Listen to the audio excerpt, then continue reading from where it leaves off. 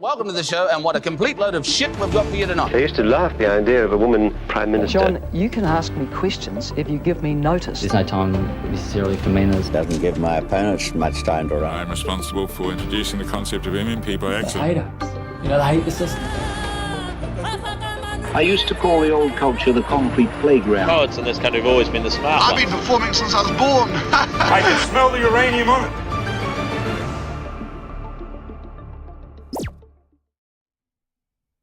No mai hara mai te whānau ki Aotearoa I tēnei pō.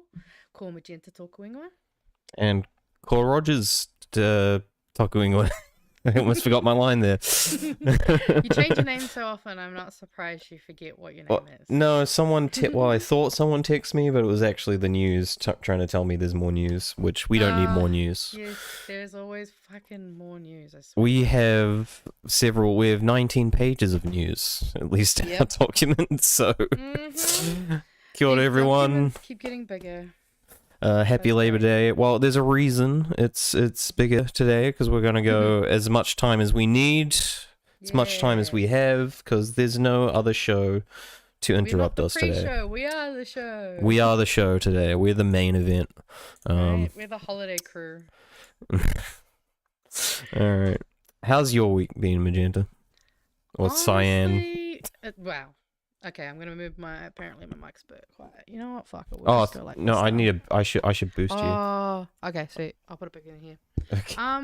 No, it's been good. I mean, I've had a lot on, honestly, so just a bit overwhelmed, but I'm hoping to get a bit of rest this weekend coming up.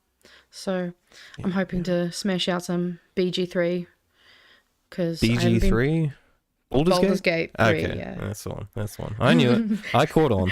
Yeah, it's just like the weird, like, just, what? Well, I haven't played it, and I don't think I've ever heard anyone refer to it as such so far. Really? Oh, okay. Yeah. You're not a nerd then. All good. Which is also weird, because you said you were having, like, a switched-off week, didn't you? Well, this thing is, I did have a switched-off week, but I just had a lot of other shit to do. Okay. So, I hung out with Gary on the weekend. Gary. Yeah, everybody's favorite fucking wizard. So that was fun. And my friend was moving to Christchurch, so I helped them today, just finishing off packing and all of that. And now I'm here. Here you are. Yeah. How about you? Did you get up to anything for the weekend? I ran like 6K. What? That was pretty much the highlight of my weekend.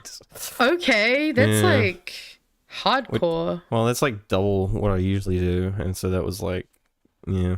Was there any reason? Did you go have a nice little scenic walk? No, I got invited from some people at work, and it was just like, well, it'd be embarrassing for me to say no, especially because I've been exercising a lot. So hell yeah. Yeah. Hey, I mean. The entire time, they kept saying, you just continue to surprise me. And I was like, what the fuck is that supposed to mean?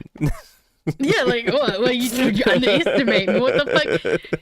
That is low-key shady, but hey, I mean, at least they invited you. Exactly. I don't think they expect someone who sits around at a computer all day to run like that, but... Running 6Ks is pretty impressive. I used to run way more than 6K. I just didn't like, it's only like a recent thing I've gotten back into, because I was like, I'm getting overweight, or I am overweight. So, I need to get back into shape. And, I used to run quite a bit, but I hadn't for like probably about 2 years at least, I think, going on a run. Started doing that a couple of months ago. No, about a month ago. And pretty much did it every day at this point. And yeah, but I used to run like, sometimes 10, 20K sometimes. Fuck. I ran up to Mount Iron in Dunedin, not Mount Iron, Mount Flagstaff in Dunedin, which locals I don't know where that is. It's like, it's I'm sure a big hill. It's a big fucking hill. I mean, there's a lot of big hills in Dunedin. Did that back in the day. It's almost like, even though the city is thankfully relatively flat, it's definitely quite hilly like it is here. But at some point I decided it was more fun to sit around and read. No, That is so fair. That is so fair. I see we Anyway. have quite a few people already chatting away, so kia ora, everyone. Kia ora, Hope you've guys. all had a good Labour weekend, long weekend, hopefully. It's gonna be a fun show tonight since we can kind of just chill, hang out. Good evening, Bye. fellow citizens. And yes, I agree. Well done, Rogers. Fucking good on Thank you. you. Thank you. I mean, I've never really been a runner, even when I was a lot fitter and smaller. My knees and my hips have never really liked running. I'm more of Yeah. a swimmer. I mean, the big ones were very few and far between, but, this were usually days, that was like half a day, I'm running like, that long. Actually, the observatory in Wellington, you'd know that bit. Oh, yeah. Yeah, so I ran from, we had a place in Hanson Street, so I ran from there, which is, close to... I'm trying to think where Hanson Street Yeah, is. you find where Hanson Street is. So I ran from there and I ran up to the observatory, and I guess probably back.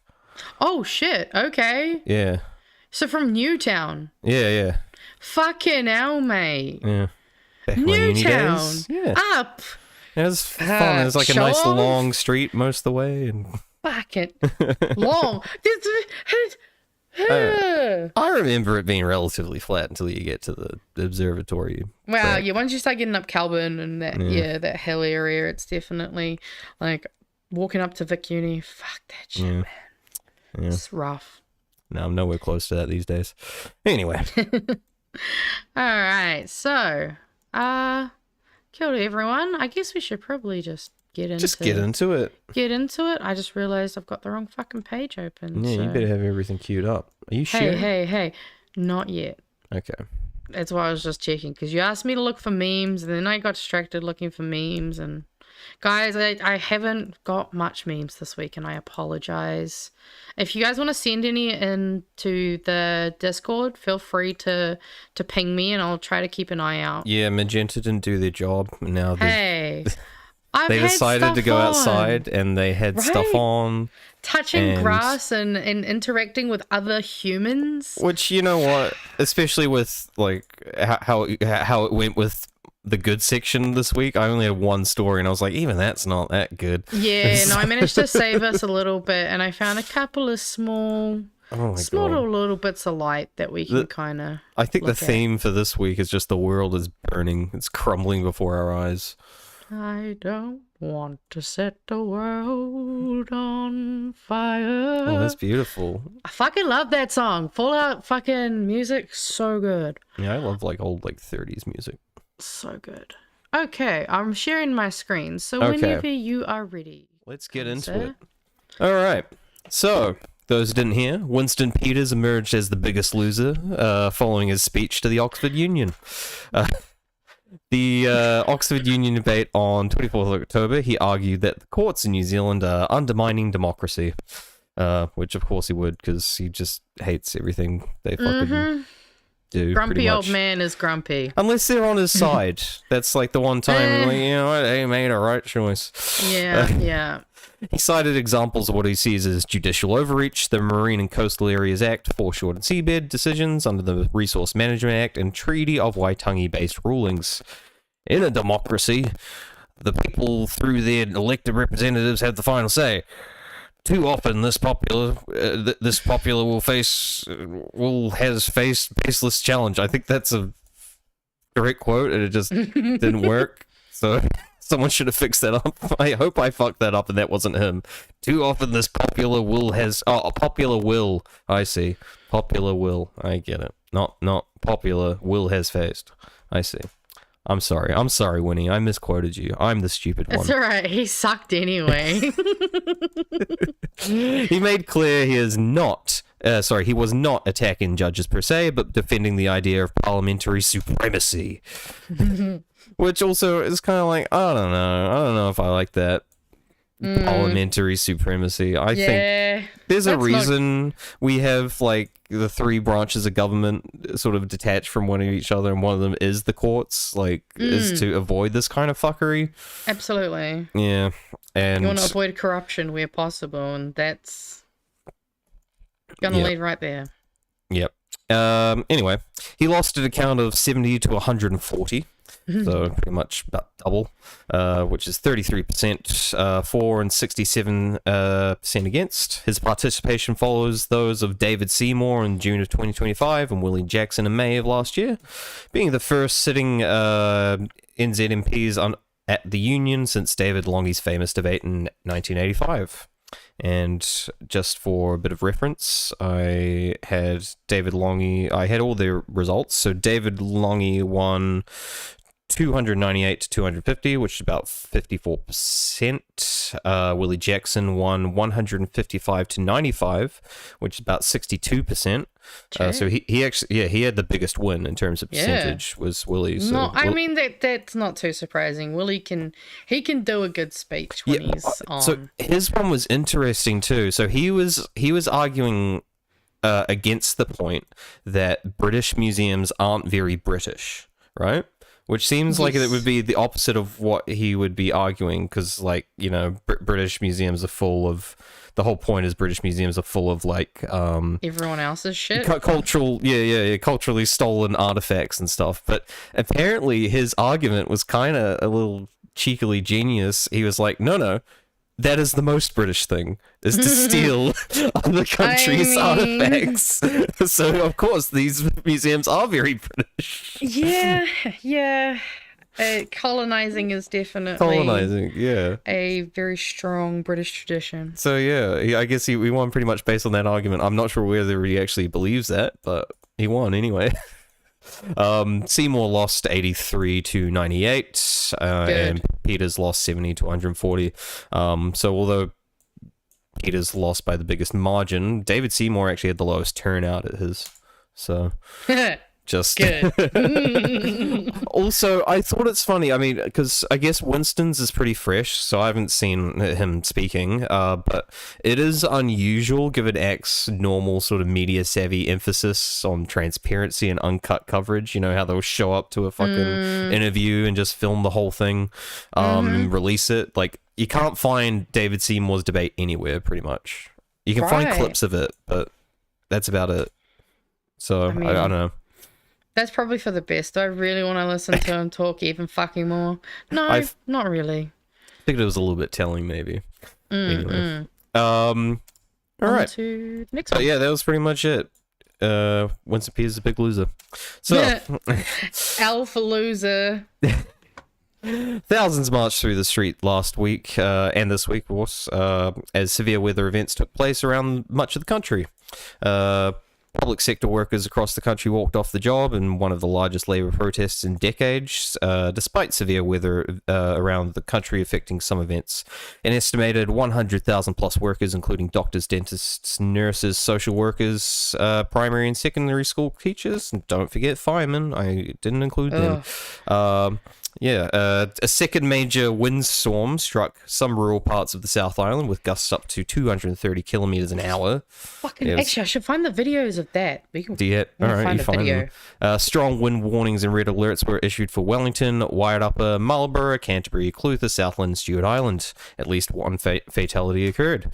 And I believe those continue to this week as well, some of those warnings as well. Bushfires in Canterbury and the Bay of Plenty occurred, with fire bans put in many regions, some ignored, and arrests likely according to Canterbury police. So apparently some people just ignored the ban. So, you know what? We support the police in this one. Go after them. Widespread power, water, telecommunication outages in many properties in Southland, Otago, Clutha, Wairarapa, and other areas are still without service. I've seen varying reports. Some say thousands. I don't actually know how many. State of emergency was declared in the Clutha district and Southland. Roads closed, ports affected, reports of shipping containers toppled in Dunedin. Major disruptions to transport, flights, highways due to the wind's associated damage. Forecasts warn of another burst of strong winds and heavy rain early this week across many regions, as well as a projected cold snap for some of the South Island. It's crazy. This is late October too, getting a cold snap. This is climate change. Also, critically low water level. That's very foreboding, by the way. It's like you've read through the document. Critically low water levels on the west coast after a storm damaged a treatment plant. Sorry. Whilst the nation recovers and some areas brace for another round, Luxon is off in Asia gallivanting about for the next week, making deals, I suppose. Yeah. Despite being seemingly absent for half of his premiership, he swears this one is very important. I'm just gonna change tabs because this oh, is geez, that's crazy. Yeah, I saw a video that was a lot worse than that. It was someone's house and like there was wind and dust and rocks and shit just flying fucking past their house, and it must have been the 200k with because it was fucking fast. Also, rainbow. But yeah, pretty fucking horrible out there. Yeah. Today's been windy as shit. Like fucking just as we went live, it was fucking going. It's calmed down a bit again, but it's definitely scary to see climate change in action. It's not that windy up here, honestly, in Auckland, but it is warming up, so nice and humid.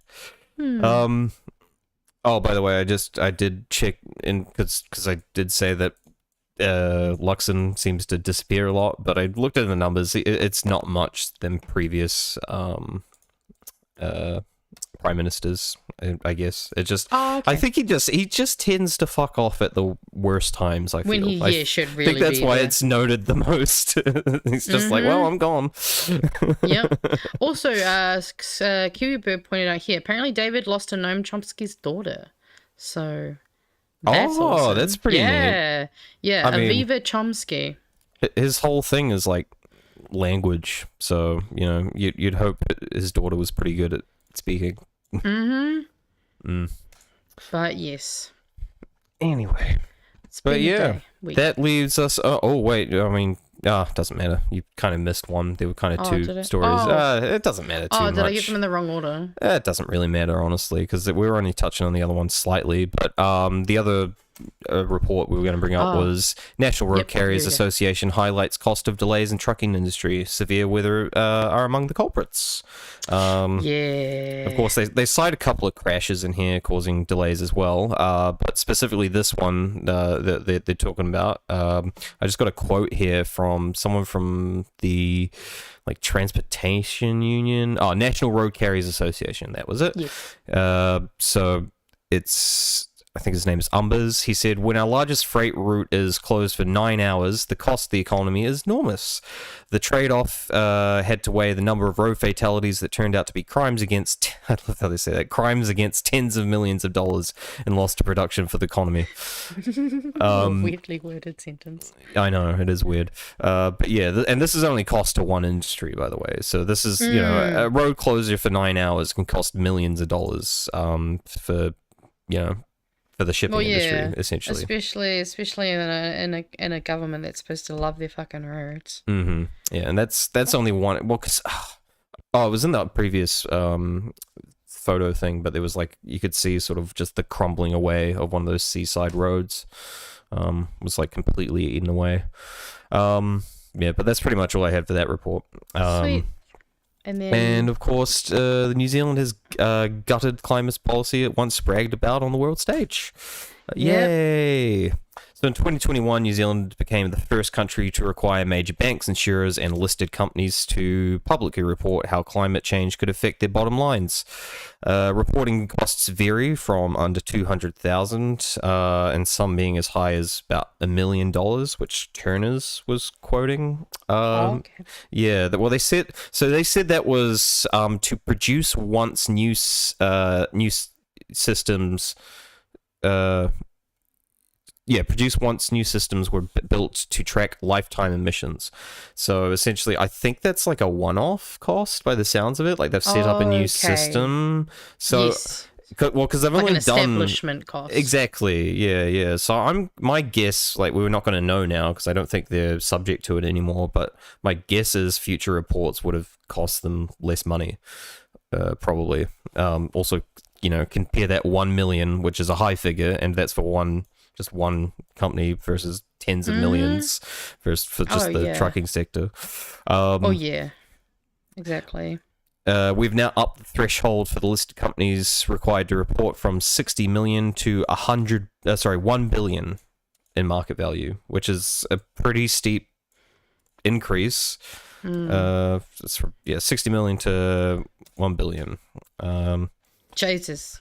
Yeah. That's a big jump. That's a big a jump. whole lot of jump. Yeah, it's basically $1 billion increase. Like at that point, the 60 kind of might as well have never existed. Yeah, pretty much.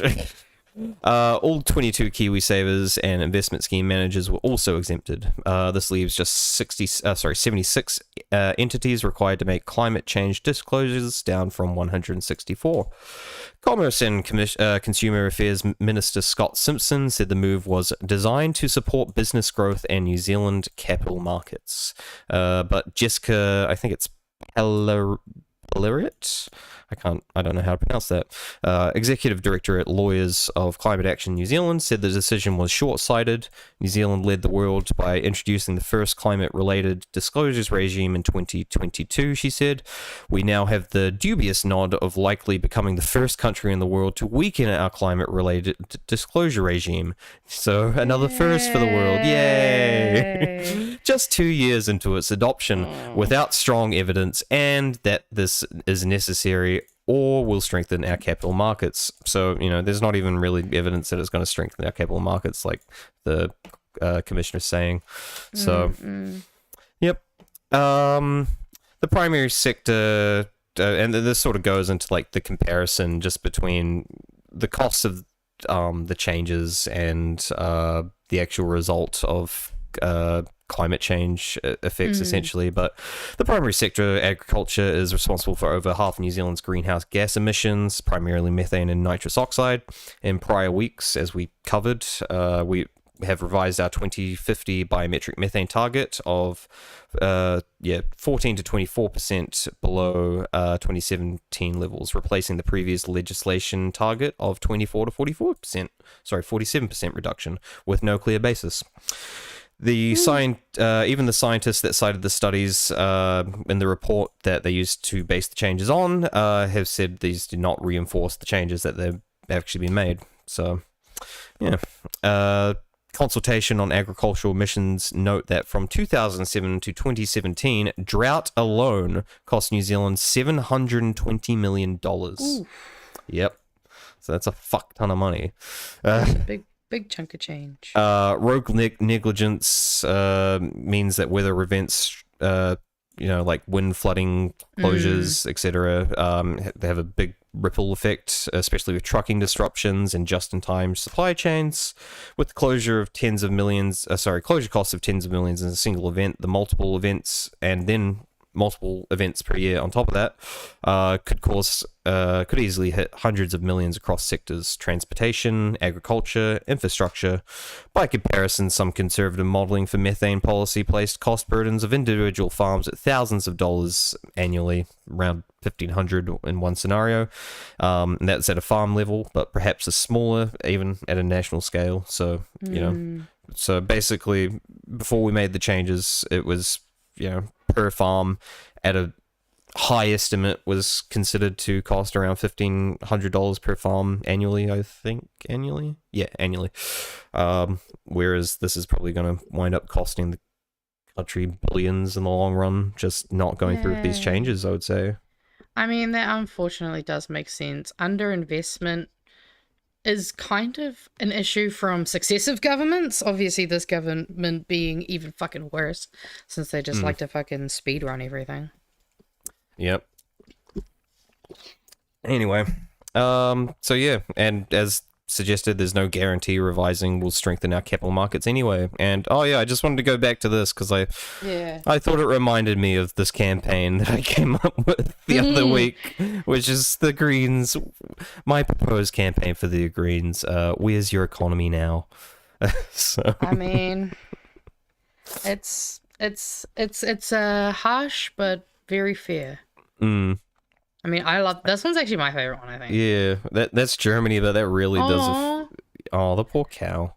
Poor cow. Oh Jesus! I remember looking at that one. Maybe I didn't look at it properly. You're welcome. Thank you. Oh, you're welcome. Very polite, Canva. Right. Okay. I think that is all for the quickfire. Well, I did have another figure no? there. Well, I just found one more Yes, figure. sir. This is this is a historical average that was from the Treasury in 2018. But national scale disaster losses have been estimated at roughly 280 million plus for over a decade, and that was before 2018. So I'm assuming it's only projected to get worse. Yeah, unfortunately, I'd be inclined to agree. Yay! Yep. Yay for being... Oh, not to mention our loss of climate leadership status, which also that's like an just unquantifiable amount. Just us losing that, which could also lessen, like in export premiums and stuff too. I don't know. Yeah, I mean, it's more food for thought, but I think it's also just depressing kind of seeing how we've gone from having our mana as a country has just been diminished and raped and pillaged by this fucking government, and it's just so depressing watching it all just get set on fire. I mean, even just like from the ferry thing with South Korea changing to isn't it China now? It's China. China good. China number one. Which is not where I thought. That was not on my fucking 2025 bingo card. Not gonna lie. No, I thought it was probably gonna be like in the middle of fucking Africa or something. Some brand new. I didn't know where it would be, but we're gonna go like Somalia. They were just gonna hijack a ship for us or something. Yeah, it's. I hate this fucking government.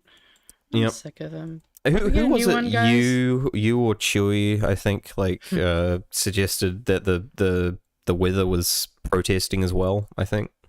Oh yes, no. I've seen some people saying that it was that we were also protesting by not having BHN on that Thursday, which poor bloody Kiwi burb walked through the wind and rain only to find out the show was cancelled, which is so fucking I feel so bad for you, Kiwi burb. Why did no one shout out this? to you for being a real one, walking through the wind and rain. You could have got killed, Kiwi burb. Maybe don't do that again. We had a doctor die. Don't. Next time, maybe just watch us, watch it on the replay. Would rather have you in the chat. Yeah. Kiwi Bird, can you pass on my promoted campaign that I want the Greens to adopt? My scaremonger campaign. Where's your economy now? To be fair, I can pass it on to some people. You can pass it on. Oh yeah, you're a part of the Greens. Yeah, the Greens office is literally on the same, down the road. I literally have one around the corner as well. I'm on the same block as Chloe's office. Oh, hell. I'm so jealous. I've never been in there. Maybe you should go at some point. Yeah, eventually. Just go for a wee nosy, Yeah, maybe once. Some fun. It's all right. Well, just I guess. Walk and start looking do we around. wanna jump straight into the bad news? Yeah. Okay. We'll jump into the bad news. Yeah. For those of you who haven't joined us in the past, it's going to our segment, the good, the bad, and the ugly. Oh wait, no, that's not it. Sorry, that's the palate cleanse. I liked the first one. Yeah, this was more fine. foreboding. Could you imagine a news show just starting like that? Starting with Papa. I love it. I mean, it does make us feel good, so maybe we should just listen to that before we go into it and make us feel better. Yeah.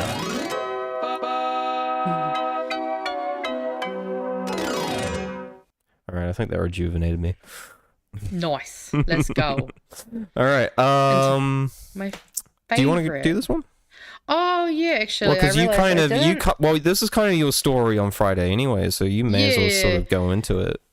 I mean, obviously, I went into it on Friday a bit, and I realized I fucking didn't put my thingy what's it's in. I only did the other story, but obviously it broke on Friday that the funding for Te Karere has been slashed from $2.7 million to just $1 million over 2025-2026, and unfortunately the hui has received no funding, so has been cut completely. A total of $11 million has been allocated for the next year of funding, with much of it going to regional news services. Regional services are contracted to produce weekly news stories, articles, audio for radio, and news events.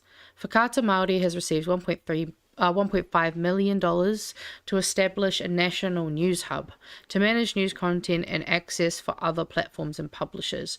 However, originally this 1.5 million was actually supposed to be 2 million, and they just randomly chopped off $500,000 for some reason. I don't know why that happened. I did see something here. I think they were reallocating the funding. Oh, here, yeah. So this might be why. So they're shifting towards supporting regional news services, the establishment of a national news hub via Whakaata, is it? Yeah, Whakaata. Whakaata. Whakaata Māori, which gets up to 1.5 million to manage news content from Māori providers. So that might be... No, that is actually where a lot of it comes from. It does, although originally under that, it was supposed to be 2 million. There we go. I've got my fucking...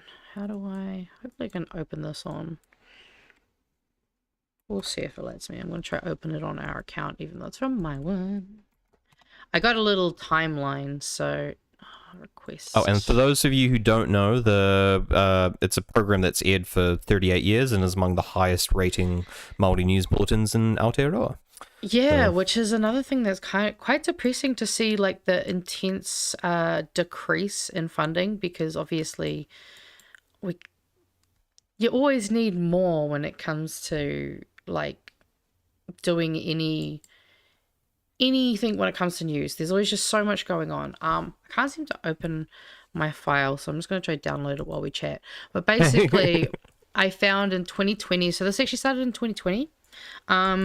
Basically, in 2020, that's when they started the hub idea, and essentially within that they wanted to make a model which is basically creates a bunch of ecosystems that will be working together to kind of create the whole network. However, in 2020, Mihi Ngārangi Forbes was basically concerned that this was going to leave, Te Karere, The Hui, and Marae TV in a precarious place. Unfortunately, she predicted it. She literally called it. She fucking called it. Almost too much, especially with The Hui, obviously.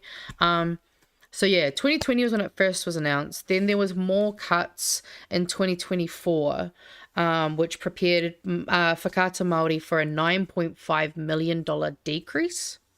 That was just in 2024. And then we see even further, obviously, in the beginning of 2025, them considering slashing everything. And then obviously, as Mihi predicted, gone burgers. And honestly, it's really concerning given what this government is doing in terms of how it's essentially trying to erase Māori from this fucking country, which we have to kind of remember is technically a form of genocide. So, like, let's just call it what it is. They're trying to destroy our culture. They're trying to rewrite our history, take it out of school. And then they're also trying to stop Māori from having the ability to get news to other Māori. And not just Māori. Anyone can fucking watch Whakaata Māori. Honestly, they have some really good TV shows on there.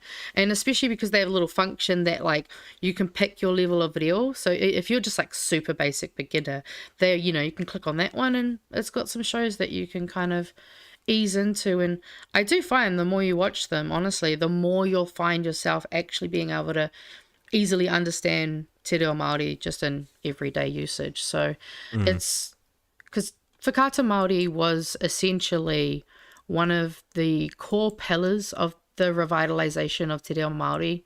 Obviously, we had Kura Kaupapa and Kohanga Reo being established, which were other very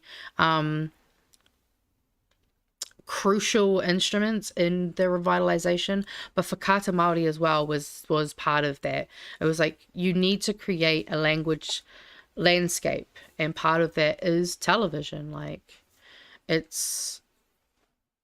doesn't, at least back in the day, like probably when stuff was being established, it was probably the key media landscape. Oh, absolutely. Like, I mean, I would argue that only recently have we really seen kind of a bit more Māori stuff branching off. Like there's I think it's called Pipi Mai or something like that. It's like this cute little kids te reo kids show, and like, you know, kids can actually go and get little Māori like plushie dolls from the like from the warehouse and shit and stuff like that. It's like really important. And it's just, when you cut funding to these types of services, all it's doing is further pushing Māori voices down and out. And it's also kind of showing to, it's showing to people, look, Māori aren't worth the money. They're not worth listening to. Their news is not worth getting out there. And we'll just continue to slash it until, well, either they get out or they completely remove it entirely. Like, if anything, they need more funding. Absolutely. I would have loved, because I always wanted to watch, like, a lot of the time I'd get recommended their videos, but I couldn't watch them because I don't speak te reo.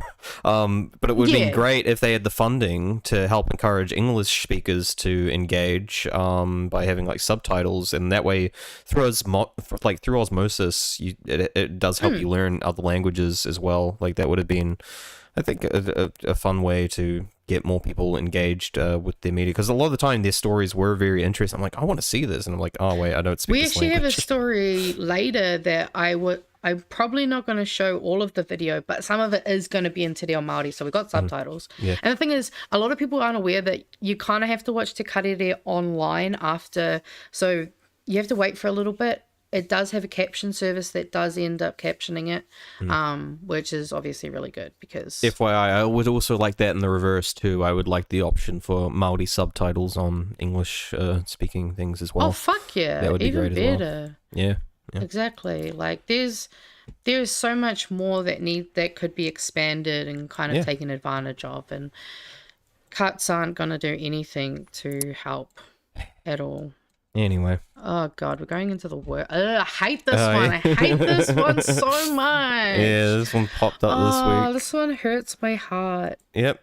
Government backs controversial changes to pig welfare regulations.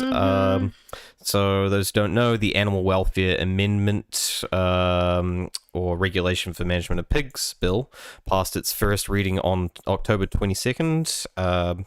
It delays the previously scheduled ban for farrowing crates, which are small crates used for sows, which is a mother pig, after birth, like after the birth, not after birth. It delays it from December 2025 to December 2035. So which 10 is years. Fucking it's big a long amount time. I mean, we took 10 years to get the chicken eggs kind of from battery to whatever the slightly better version is now. Also, I am going to give a quick warning. It's a sad picture, so I'm going to scroll past it quickly, but just warning. It made me sad. Oh. This is what the government wants to allow, like, that poor mama, like, fucking hell. So it's actually it's so small they can't turn around. Yeah, exactly. So so this delay, it reminds, like, this is American style, like, you know, interference with legislation, in my opinion, this kind of delay. It reminds me of, in the early 2000s, the US finally banned, like, trans fats or something, usage in foods and stuff, but it gave, like, a 10-year grace period so everyone could deplete their supply. And I was like, no one's got a fucking 10-year supply of fucking trans fats sitting around. No fucking way. Yeah. You know? I mean, I could understand if they had said kind of like what it was with the eggs in terms of trying to make the switches and kind of, you know, move things. Like, yeah, I can understand giving them time to kind of organize themselves. But, yeah, 10 years is just unnecessary. Yeah, the bill retains farrowing crates in use, but reduces the maximum automatic confinement time to 3 days before farrowing and 4 days after, a total of 7 days for future new systems. Currently, it's roughly 33 days, so they have at least made some kind of reduction, but, you know, the mother's still in there for about a week, by the sounds of it. Minimum space requirements for grower pigs increased by 13.3%. A whopping 13% more space. What? They might get like a centimetre or 2 if they're lucky. Fucking hell. I think it's solidarity. Whoever passed this or proposed this bill should have just spent a week in the cage just to see what it's like. Just like, you see what it's like. Fucking experience this for a week. It's only a week, guys. Some animal welfare experts and groups accused the government of regulatory catcher, noting that many of the bill's provisions reflected submissions by the pork industry. Yeah. Of Course it is. Yeah. What, our government wouldn't get bought out by other interests, would it? Be lobbied by some fucking no. big pork. As Winston Peters argued at the Oxford Union, the government represents the people. Okay? It's the courts that are corrupt. Yeah. And the Independent Advisory Committee or National Animal Welfare Advisory Committee warned the changes would result in standards below the established minimum in the Animal Welfare Act of 1999. So we're going backwards in terms of animal welfare, basically, I guess. So, yay animal rights. Also, I don't know how you pronounced it, but it's pronounced sow, not so. Is it pronounced sow? It's sow. It's sow is like as in sow, like sow or sowing seeds, but that's I don't know sow. how you got that from how he wrote it. Because I know what the word is. Okay. I didn't listen to. I mean, I did listen. Yeah, I was to saying you, so. I but assumed it didn't was pay so. attention. Yeah, no, I didn't pay attention to the. Well, fact there we that go. was wrong. Sorry, it's a sow. So thank you, JC. Yeah, it's sow. Thank you very much. We do appreciate the corrections on here. Also, the reason I understood this is because I literally have a T-shirt that says it's pronounced meme, not Mimi, from JJ's. I thought it was May. Or exactly. That's the thing, though, is you can pronounce it however you want. So yeah. Meme. Meme. Oh no, my battery just ran out. Hold on 1 second. Okay, yes, no, you are right. I did the wrong so that second time. Okay, stop calling. Shut up, JC. Who are you, an English teacher? I suck at English. Nah. Oh. All right, I don't know. Backup battery. Don't worry. Nice. All right, let's get back to it. Oh no, All right. I'm changed my tab. Oh no. All right, I'm back. All right. On Let's to the move next on. one. That was our Yeah, thank disaster for the God. day. This one's a quick one, but this is, one hit close home to me. McDonald's makes a new bid for 24/7 Wanaka restaurant. So I didn't know this because I actually thought they had already established their previous ones. It turned out it had actually been shut down, which was actually a delight for me to hear. But also, I found out reading this one, so it was a double-edged sword. So McDonald's New Zealand has reapplied for its resource consent to build a 24-hour restaurant drive-through in Three Parks area of Wanaka after its previous Mount Iron application was rejected in February 2025. So and essentially there was a lot of concerns of like rubbish going through. Like it's a very common walking area. It's kind of like a nature reserve. Also it's very like a lot of bush and stuff that's very flammable and stuff, so there were concerns about fire and stuff like that as well.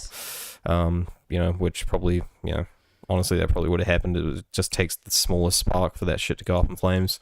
And council or Queenstown Lakes District is currently currently vetting the new application. The last attempt drew hundreds of public objections about rural character and visual impact. Commissioners found more than minor adverse effects at the earlier site. So, look, let's hope they don't get through on this new one, but fuck me. Clearly, look, the locals don't want you. They've already said, like, just fuck off and stop trying, but look, this is McDonald's. They're just going to keep trying. Yeah, it also says here that Pizza Hut's looking at. Yep, Pizza Hut's looking at it too. Yep. So they do. I think the closest they had to fast food in Wanaka, I think, is a Subway. They have a Subway there. Oh yeah, nice. Maybe there's a Domino. No, I don't think there is. There might be a Domino's actually. Now that I think about it, there might be a Domino's. Oh well. I've never been to Wanaka. Yeah, I can't remember. But look, it doesn't matter. When you go into Wanaka, you're never going there for that shit anyway. Yeah. Getting to get away, I imagine. Yeah, you go to like local bars and eateries and stuff, and you go to somewhere like Hook. Hook's a good like Hook is a place where you go and you'll catch your own fish and then they'll cook it for you. Hook's dope. Everyone go to Hook. That's fun. Yeah. That sounds like something my brother would love. Yeah, it sucks Also, for I me think though. I don't you like jumped. fish. You jumped the queue. Oh, did I? Yeah, that's oh, right. sorry. I'll take you back. I'll take you back. Let's It's go fine, I back. got Let's it. go back. That's right. I did switch tab. Yeah. All right. So we're going back. In New Zealand considers cutting low demand routes or routes, depending on how you pronounce it. Routes. Let's say routes. Let's say okay? routes. Well, because routes very interpretable. In New Zealand, routes is not. That's not. Yeah, that's why I usually say route. Yeah. You know, I say rerouting. I call it a router. Yeah, I don't call it. No one calls it a router. Oh you know? God, router! I Could you hardly know imagine it. it was a router? We gotta plug the router in. All right. Right. Air New Zealand's new chief executive signaled that subsidies might be needed to keep some low-demand regional routes operating. Associate Transport Minister James Meagher said that Air New Zealand had not formally asked the government for subsidies to support regional routes. He stated that any decision to provide taxpayer funding would have to be carefully considered and balanced against pressing health, education, and infrastructure needs. Oh, do we have pressing health and education needs, do we? Are we addressing those? I didn't realize. I mean, emphasis on the infrastructure needs, I guess, is really what they're focusing on. This raises questions about whether regional route support should be considered public service infrastructure. So, like, you know, and I think that's pretty fair. Like, I don't know. Hear me out. Okay, I'm hearing you out. Passenger rail. I was going to say that too. I was going to say that's another option is trains. Trains is another option. It's always trains. But there's a couple options because I think usually, and I think the airline's biggest expense typically is fuel costs. Almost always, it's fuel costs, and the increasing expense that is fuel because it just seems to go up, I guess. There have been promising results for short-term flights with electric planes. So I think we could, you know, also become an early adopter of those, which would be a fairly good option. I mean, subsidies might be something we could give out there. I guess, mean, we did like clean car discount type shit. Yeah, so, it's like their clean car discount, and we could say, hey, if you want to use these on short haul flights, that would be maybe something that you could do to keep but it's kind of also a bit of a fucking just threat from the air, you know. She's like, we're gonna close these unless you give us subsidies, essentially. Like, and some of these are like critical for some people to travel. I think like some of them from like small towns to Wellington and stuff, like and Auckland, places where people are like, hey, I use this flight to go visit or get my child back from university or whatever during the holidays, and I'm no or even longer just like academics that will travel around the country or whatever kind of person. There's a lot of people whose jobs are just kind of taking them around. Yeah, no, but I think we should consider these like you know, public service infrastructure at this point. You know, whether or not that means we rely on airplanes to do it or some other means, I don't know. But yeah, not to mention also not many people have pocket to shell out for flights these days as well, which is probably also hitting a lot of those sort of smaller routes that no one does. So anyway, also Rob, yes, they cancelled it and they suck for that too. They're also where the problem with whakata Māori started, so don't worry. I don't think Labour good for that. Labour sometimes bad. Oh yeah, and in Whakatane, so the mayor actually he's backing the subsidies. Yes, I see that. Yeah, and they had already given out a loan / fee relief to the local airline. So Air New Zealand just took that, but also goes, you know what? But fuck you. We're also going to try and threaten to cancel these anyway. So they've already gotten a handout. This is a fucking shakedown.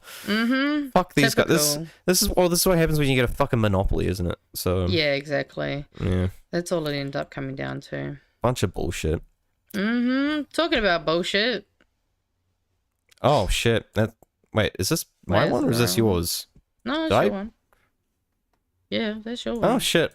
Oh yeah, I did grab this. No, sorry, this is like one of the earliest ones I grabbed. Now, that's why I don't remember it. Fair enough. Fucking hell.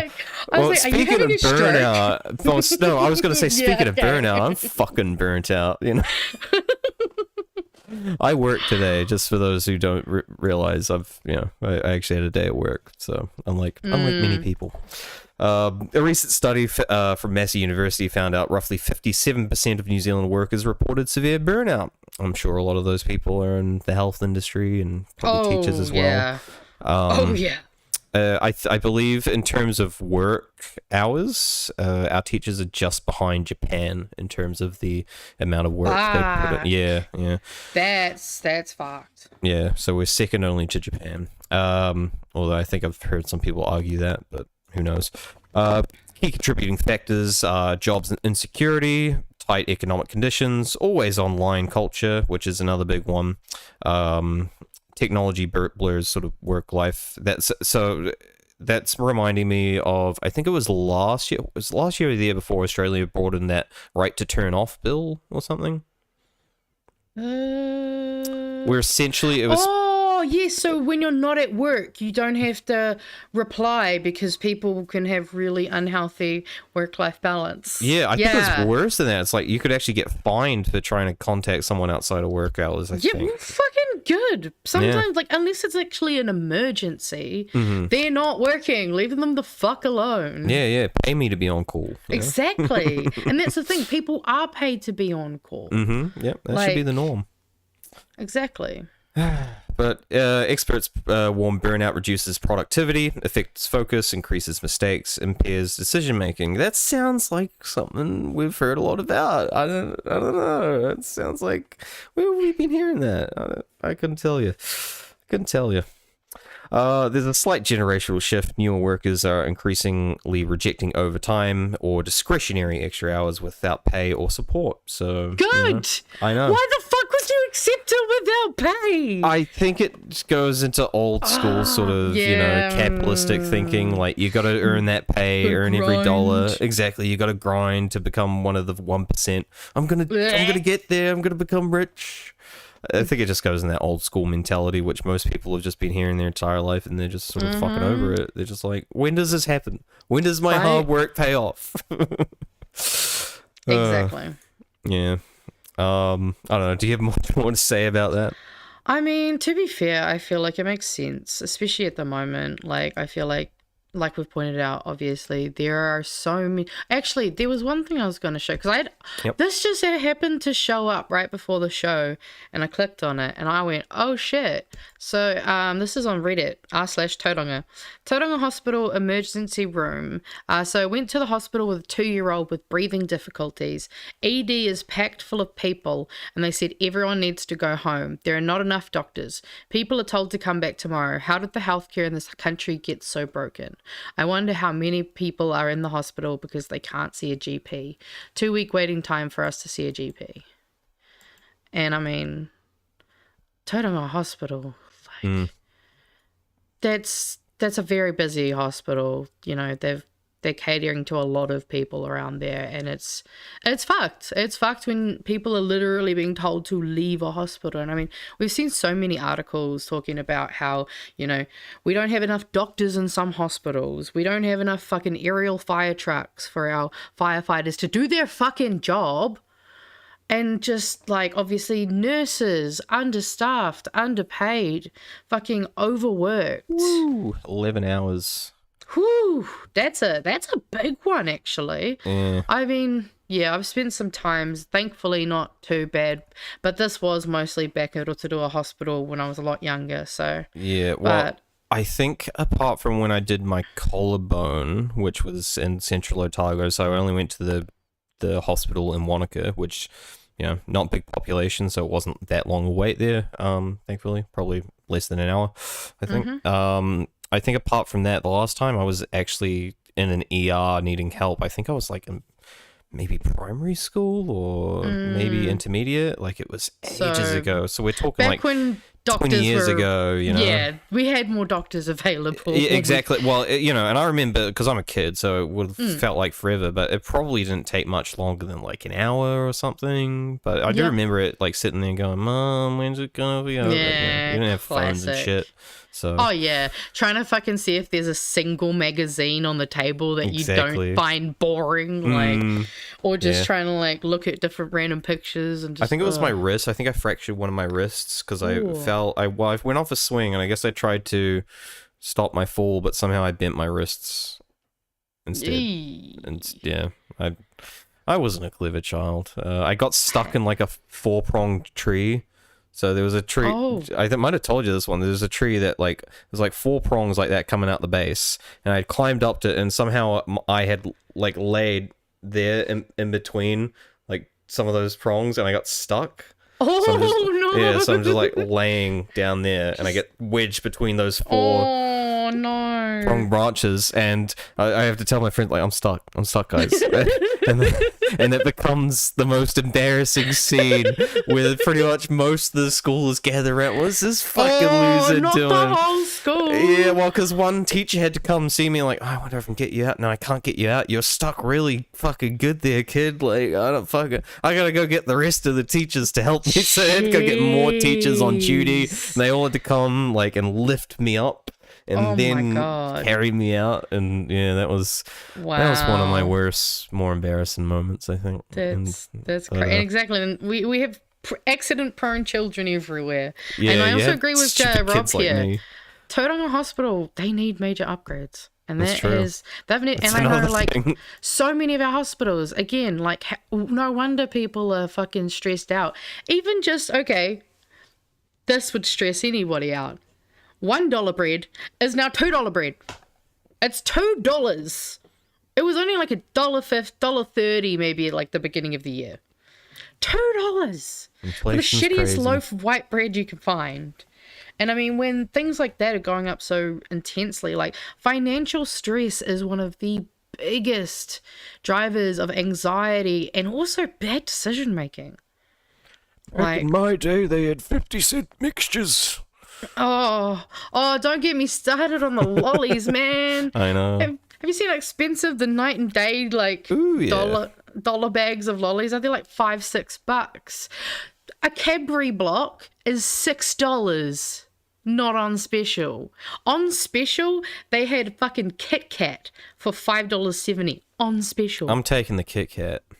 Yeah, but $5.50? It's not worth it. Oh, yeah, no, it's still not good, but you know, I'm just saying, of the two, I'm picking the Kit Kat.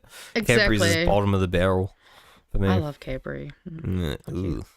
Oh, no. It's fine. You've got bad taste. That's okay. You've got horrible taste. What are you talking about? Whittaker's every time. Yeah, I love Whittaker's. That's what I'm saying. What? I said I like them. You said... I thought you said Cadbury's every time. No. I misheard you. Okay, over I'm Kit sorry. Kat. Over Kit Kat. Nah, yeah. Kit Kat's better. Kit Kat's mostly wafer, so you don't have the shitty chocolate. Very cool. I guess we might as well go back to talking about news. Let's stop arguing about chocolate. Right? We can do that after the show. Yeah, we've got to get into the ugly news. Yes, it has been getting pretty fucking ugly. But we're on the up and up, guys. That's the bad news over. At least bad New Zealand news. Yeah, we might have some more bad news later. No promises. Anyway, so you got Jerry Brownlee on another fucking warpath, I guess. I'm not sure if he's come to... I don't think he's made any findings of this yet. Has he? Has he come to some kind of conclusion? If he has, someone please let us know, but I don't believe he has, last I checked. But Te Pāti Māori burned a bill outside the Parliament, for those who didn't hear, and the Speaker is considering discipline. Of course he is. Yep, TPM MPs, it was the Marine and Coastal Area Amendment Bill. They did that on the Parliament forecourt. Brownlee says he is taking advice on possible consequences, calling it potentially disorderly conduct. I mean, I guess it is, but it's also not in Parliament session. I mean, like, it's I sort feel of like cares? He can't use that excuse because what about David Seymour and his Exactly. fucking Jeep? Yeah. Well, he can't use this reason. But it's even more egregious than that because it's not like he preemptively told them they couldn't do this. Whereas he told he had told David Seymour that he couldn't do that, and he passed it down through security as well. He was told more than once that he couldn't do that, but he went in and did it anyway. So that one was actual willful defiance against the speaker's decision, speaker's ruling, I guess. Whereas this one, I guess it's disorderly conduct, I suppose. But like, how does this affect you in the house? I don't know. I mean, was the house in session? I don't think it was. No, well, yeah, I think this happened like in the middle of the night or early morning. No, it was during or the day. shit. It was during the day, but okay. I don't know exactly what day and what time it was. I saw the video. Like, we can watch. Actually, I'll just open up the video pull if it you up. want. But TPM framed the burning of the bill as a resistance to what they say is an attack on Māori coastal rights in marine areas. Brownlee, as Speaker of the House, can theoretically refer conduct to the Privileges Committee and issue warnings or sanctions. So, where or not this is in his power, I don't know. Stereotypical that he would choose, honestly, something kind of lackluster. Like, it seems ridiculous when David can, as you say, literally get told no, continue to push, but the second TPM do one little thing, I might have to fucking see about it. Like, what was also, we had fucking one of the other ministers who wanted to see if they could legally have legal charges against the TPM.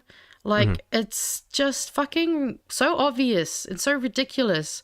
And I'm just sick of Jerry Brownlee being the most useless Speaker of the fucking House, and also extremely biased and racist. And he just that's it, Palmjeet Palmer, that's the one. And that's the thing is, like, there are plenty of things that we can criticize Te Pāti Māori for. We don't have to do dumb shit like this. This is just dog whistly crap. Like, personally, I just think it was kind of random. Like, I'm not gonna bother playing the sound. We can just. It also looks like it was a bit of a waste of time anyway. It's just. Yeah, for me, it feels like this kind of stunt in the current context that TPM is in, I kind of feel like this is just a bad move, especially because, like, for me, you think they should maybe tread a bit lightly? I don't even know if it's necessarily treading lightly. I just think it's about using your brain, realizing the optics of what is going on and going, is this actually going to make the impact that I think it's going to have? Like, we've seen rippings of bills. That is powerful. Also, setting paper on fire. Not necessarily, like, we don't need that shit getting into the atmosphere as well. Fucking hell, like. But, I mean, I'm torn with TPM at the moment because we had the whole Tākata thing. And then they're like, oh, he's just going to take a reset and come back. They've said not really anything. Like, he hasn't come out and shown, like, genuine remorse or that he's changed from those. And, like, I understand why they're not talking to certain media given the way that we're seeing them treated by the smallest action. I absolutely 100% understand that. But I do think that they have had a glaring blind spot in terms of how they've dealt with this Tākata situation, on top of what we now know from Edu, which allegedly, I guess. But, you know, I've been very clear that I am inclined to believe Edu. I've seen things from TPM that, you know, sometimes they just do dumb shit that I think is more coming from a place of trauma and, like, they're in a tough position.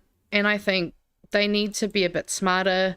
I think they need to be a bit more transparent around the Tākata thing. Like, did he just get a hand smack and told to kind of, you know, keep that shit private and not let it come out? Or did they actually sit him down and then he actually, like, kind of got the fucking point of why it wasn't a great move? Either way, it doesn't sit right with me. And this thing, obviously Brownlee overreacting is even worse. Yeah. But it's so meh. Yeah. No, they're at a weird like crossroads, I suppose, where they sort of got to decide: do they rebel within the system and the rules, or do they want to just go fuck the rules, fuck the optics? We're just gonna, rebel in our own way. I don't know. I guess. I don't know. It almost sort of goes down like the MLK, Malcolm X argument. Is it better to sort of peacefully within the rules try and fight for your rights, or is it better to rebel and fucking go full extremist? Because. I mean, that's the thing is, I find that just a flawed thinking to begin with. Like, has anybody considered we could maybe do a little bit of column A and a little bit of column B? That's the historical consensus on that argument. It's not choosing one or the other. It's more that it was a combination of sort of both of those movements that sort of led to a loosening of the sort of civil repression towards minorities, particularly in the USA, and I guess would have had to flow on towards other countries and stuff too. But but maybe I guess they should be asking themselves: is Te Pāti Māori the avenue for this kind of action? I guess, and does this action fit within, I guess, how we want to be perceived and how we want to move forward. And I guess again, sometimes it's hard because maybe they do want to do both. Maybe they do I could see like Debbie being wanting to, because I can see the appeal of both those things, both those sides of things, being the peaceful sort of protester versus the agitator, which and maybe there's a temptation to go towards one and the other, but and if you do want to sort of do something out as a member of like Te Pāti Māori, do something outside of the party as an individual, not representing them, that's very hard. Like you're always almost going to have that association. So I don't know. It almost seems like they do need. Maybe it is ultimately a reason why it's good for sort of Kapakingi to be disassociating from them, because you do sort of need that disassociation between the agitation movement. I just think there shouldn't be any political kind of investment. Like, yes, politicians can engage with the movement and can support it, but they're not part of the planning. They're not part of the decisions. They are just another kind of aspect of that. And I totally agree. Like that's why I can understand why Edo wanted to make that more clear, because the thing is they never were, but people just assumed kind of, and I get it why you assume. And so, like, maybe in a case like this, it would have been better to delegate to Te Tiriti and be like, hey, do you guys want to do this? And we'll, like, post it on our social media or something like that. Like, do you guys want to be the guys that go and burn the bill and we'll support you? That kind of thing. Yeah. I guess, though, I can also see, though, that with the concerns and the allegations that have come up, it does seem like, it seems like there is very likely a little bit of a culture issue in terms of probably John Tamihere, to be honest. And I just think that they got a lot to sort out. They've got a lot to kind of keep focus on. We also have to remember they're a very small party, and they they punch above their weight a lot.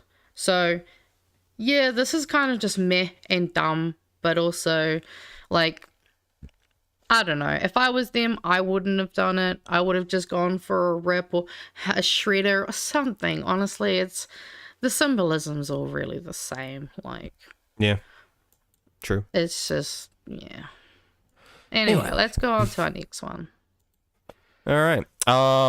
Greens co-leader Marama Davison arrived about 20 seconds too late to take the speaking slot in her own members' bill, the Consumer Guarantees, or also known as the Right to Repair Amendment Bill. So, look, probably wasn't going to pass, but it's a bit of a shame because this is a much needed bill. I'm a big advocate for this kind of stuff for multiple reasons, not just the landfill type of thing, but like I'm a tinkerer when it comes to technology. You know, I like to replace my parts and that kind of thing, and this legislation would just make that kind of stuff easier in general. Oh, absolutely. Yeah, but as a result, for her arriving 20 seconds too late, the bill was discharged from the agenda. The bill would have required manufacturer to repair goods rather than simply replacing them, and aimed to reduce waste and strengthen consumer rights. Davidson said she underestimated the speed at which the piece of legislation would progress through the House, and apologized to the community groups who worked on the bill. The bill had passed its first reading with support from Labour, the Greens, TPM, and New Zealand First. But here's the catch. New Zealand First later withdrew its support, meaning that even without the speaking slot issue, it lacks sufficient members to progress. So, yeah, it probably wouldn't have progressed. And so, but I'm wondering why the fuck they pull out. That's the question, I think, that lies at the heart of this. Why did they pull out? I feel like they must have had like a donor or a potential donor who's just like, hey, we're not going to fund you going next election if you support this bill, so please back out, or something like that. I know, that's the thing that's been going through my head. Like, why did they back out of this? Yeah, I mean, you'd think an old guy like Winnie would love a good fucking right to repair, you know? Old guys love fucking tinkering away and fixing shit. It's great. Well, and not just that. Like, old people hate having to upgrade to the newest shit too. Like, they hate when they can't repair their old fucking dial-up phone or whatever the fuck they got lying around. The 3G phone that's currently getting phased out. Exactly, and they're like, oh, well, I gotta figure out this new thing. You know, it's harder for them, you know. It is harder. Yeah. Also, lead exposure. They had lead exposure. Gotta remember that. Huh? Old people had lead exposure. Oh, yeah, old people. Yeah. Gotcha. Yeah, that's what you mean. I was like, what does this have to do with the technology? Lead exposure has to do with everything. I guess so. Yeah. Yeah, but look, it's just a shame that New Zealand First dropped out of this, and this wasn't going to go through, because this would have been a good piece of legislation if it had passed. So I didn't realize they were so like on the fucking like. I just found that interesting that they're so like, no, you got to be here the very second. Like 20 seconds, I don't know. I would have thought 20 seconds would have been like a little grace period, you know, maybe 45 seconds, you know, not quite a full minute, but just what if she went to the bathroom? Right. You know, what if she really had to shit last minute? Yeah. Sometimes things happen. Yeah. All right. Speaking of shit. Oh my god, that face looks like she's taking a shit. Karen Chhours, children's minister, admitted her state care harm statistics didn't show the full picture. So the government celebrated a record drop in harm instances in the government-run youth justice care and prevention residences, falling from 118 in 2024 to 115 in 2025. However, this figure covers only 1 out of 4 categories of care mentioned by Oranga Tamariki. In the wider state care system, harm actually increased by 4%, with 530 reports of children harmed over the last 12 months. Good job, Karen. That depressed me when I read that. Excuse me. The minister said she was focusing on the residential care area because we've never had a decrease there, and insisted the gains in that area was still worth recognizing. And I just thought, that's a nice save, Karen. That was a good save right there. I still did good. It's okay that more children are genuinely going through harm, but it's all good because I did this little good thing, all right? Ignore the other statistics, but this one's great. Right? And isn't it great? Isn't it great that we live in a country that's... We live in a society. Isn't it great that we live in this kind of society? But she acknowledged her earlier comments omitted the biggest systemic uptick in harm. The report also showed that 21% of those harmed experienced multiple incidents, 44% rise in reports of concern made by the public. Only 86% of very urgent cases responded to within 48 hours, down from 92%, which is bad if it going down. That's response. So yeah, response to urgent cases went down from 92 to 86%. That's a bit of wording in that one. And here's a breakdown of the category for care, category of care for the year. Non-family care with 3,336 children. There was 178 or 5% suffered reported harm. Wider family care, 2,225 children, 140 were harmed or 6%. Return / remain home placements, 143 were harmed out of 1,019 children. That's about 13%. That's the highest proportion. And residential care state managed, 503 children and 115 were harmed, or 23%, which is the highest out of all those percentages. So yeah, just a little bit of statistics at the end there. Yeah, it's definitely not fun figures to go through, but no, not fun figures, but something that we need to keep reminding people, especially when you know, we're coming up to like the elections. We have to remind people that, you know, this is happening because of this government. Our children are being harmed because they're not doing enough, and that's pretty fucked. Which actually just reminded me, I'll do a quick slight side thing to add on to this. But speaking of government letting down kids, so there was a banner making day at Kickback, and Edo Kapakingi and Chloe actually came and you know, turned up and helped them a bit, and basically they're holding a vigil for their basically fellow homeless youth who have died.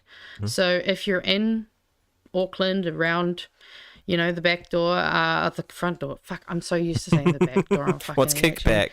Yeah, Kickback, so front door, yeah. But yeah, Wednesday at it's 7:30 p.m. Kickback the front door. Kickback the front door. Right, it's just such a. But yeah, it's if you can go head along, because unfortunately we are losing kids because good chance you might meet Eru too. He was there at the last little hikoi they had.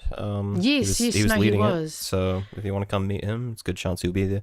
Yeah, and I mean, the good chance Chloe will be there too. Well, Chloe wasn't there last time, but look, a good chance that she could be. There were other ministers there last time. There was actually I think the biggest turnout last time was Labour.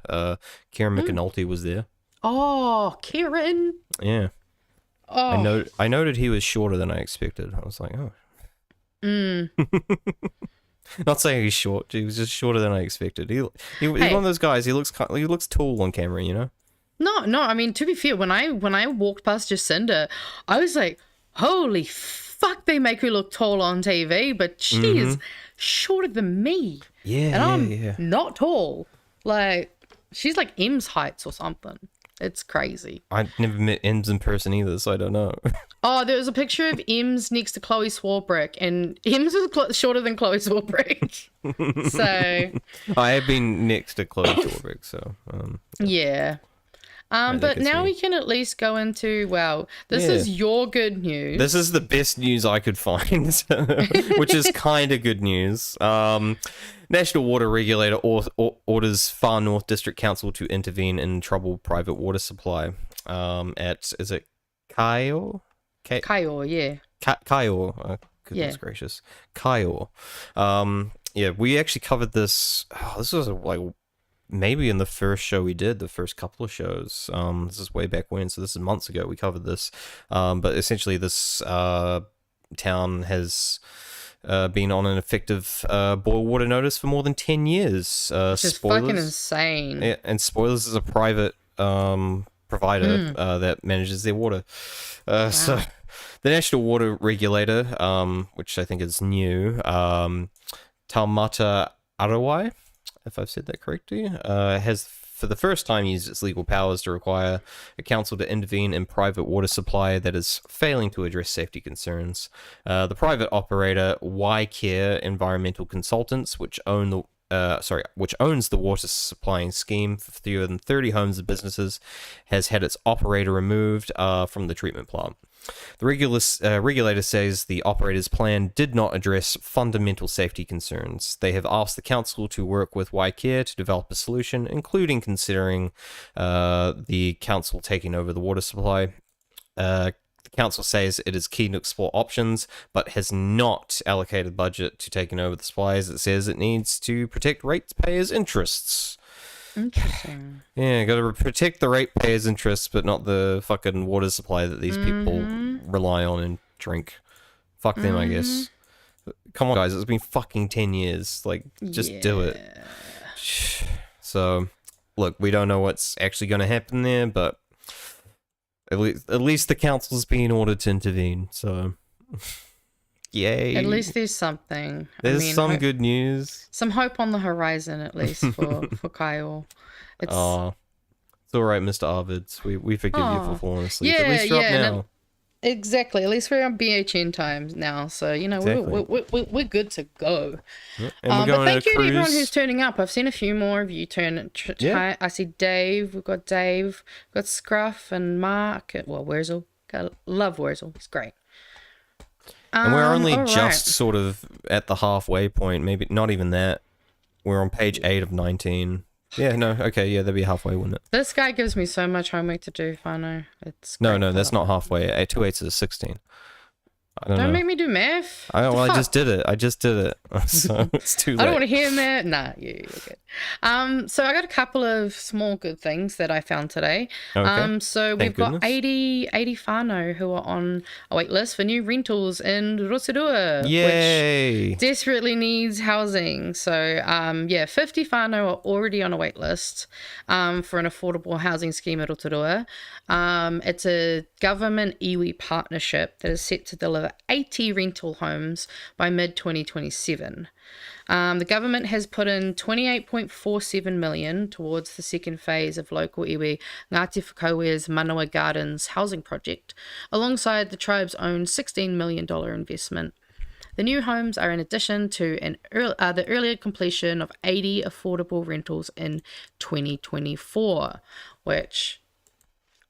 I don't care who builds the fucking houses. Yay! We got more fucking houses, especially because Rotorua really needs them. It's getting rough, and obviously the unhoused population in Rotorua, they are vast, unfortunately. So yeah, I mean, obviously because it's a bit of an iwi partnership, there's going to be a lot of consultation, and I'm sure it's going to be awesome just to have these here. So that was just that quick little... Don't they own those houses now? Don't the Māori own the houses? Isn't that how it works?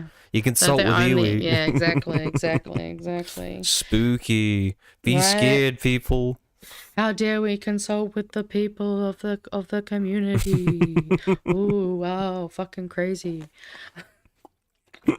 But, in Māori news across the ditch, funnily enough, we have Australian-born Māori reconnect to culture despite judgment from home. And also, that last part of despite judgment from home, I really think we need to sit with this for a second. New Zealanders are fucking racist, and they're assholes, and we need to be a bit fucking nicer and a bit more understanding. So, this is Australia. Yeah, I mean, but they're our whānau, all right?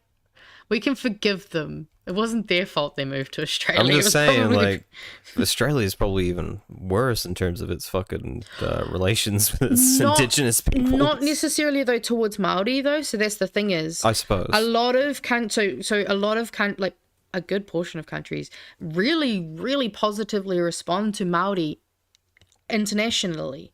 Māori often have the most trouble here in our own country. One of the members of Alien Weaponry, he does a lot of content, and he's got full moko on his face, and they go to Germany and they have Germans who are singing in te reo Māori, and then they come to New Zealand and people don't really know the words and people boo and like kind of just, you know, treat him differently because of his moko. And it's just, it's really sad to see.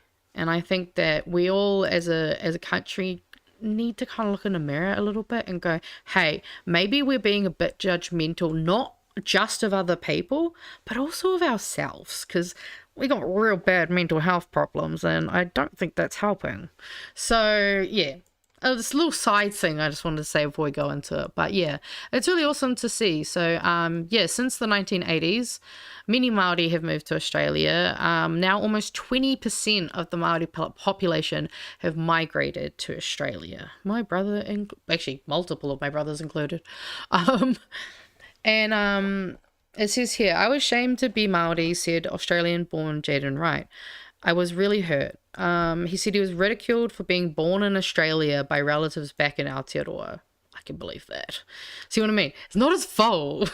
Yep. He's like, I'm no different. Why are you saying that I'm you? And that's the thing is, there's also been historically, especially unfortunately, as a bit of an overreaction to the racism that Māori have kind of faced from others. It did and has created this kind of culture where, you know, we hear plastic Māori because you are a townie and you weren't immersed in the culture or anything like that, and people will give you shit for it. You know, it's just like all these little ways that like we as a society tend to try to pick on other people and make them feel bad because it makes us feel a bit bigger. And it's a really ugly kind of, I guess, personality trait almost that we have as a country. And so I'm not surprised that, you know, these Māori kids will have, it's hard, especially because, like, you know, they'll be feeling too Māori for the Australians sometime, you know, not really fully able to kind of necessarily relate. And then also when you know, talk to your whānau and they're giving you shit, it's like, it's on both sides. So it's really good to see that they're kind of trying to, I guess, break that kind of cycle of just being negative and kind of, I guess it touched me a bit because this is similar to what I did, is that I had a really bad relationship with my, you know, Māori identity and culture and all of that. And so I had to kind of go on a proper like reconnection journey to kind of change all of that. And I can see that that's something that, you know, they're essentially going through. And it's quite a traumatic process. Like, you'll be surprised what kind of emotions you never knew were inside you will come up all of a sudden when you learn some new fact about, you know, your family that you never knew. And so it's really cool to just see used to own what? Right? Oh, to be fair, yeah. Like, I mean, I was literally homeless, staying at a fucking, what do you call them? The dock, like, campsites. So I was staying at a dock campsite in Matata, and this was during a period of homelessness that I kind of experienced, and I was essentially living between my car and a tent.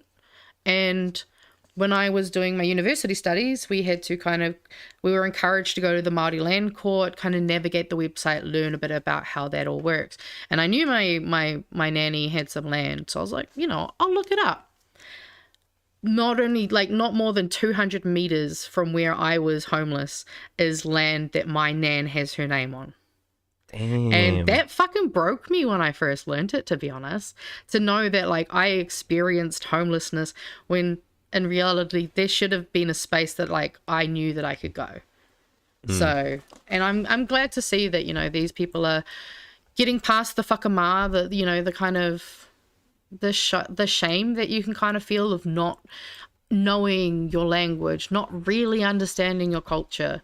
So it's just, yeah, it's really heartwarming to see them kind of, I guess, reclaiming and reconnecting despite the fact that some of their cousins back home make them feel lesser. You know, we call people mozzies or plastic Māori, and it's just so many ways for people to be brought down. But it's really awesome because they're, you know, they're reconnecting with their language, with their culture. Like, look at these smiles, you know. Aww.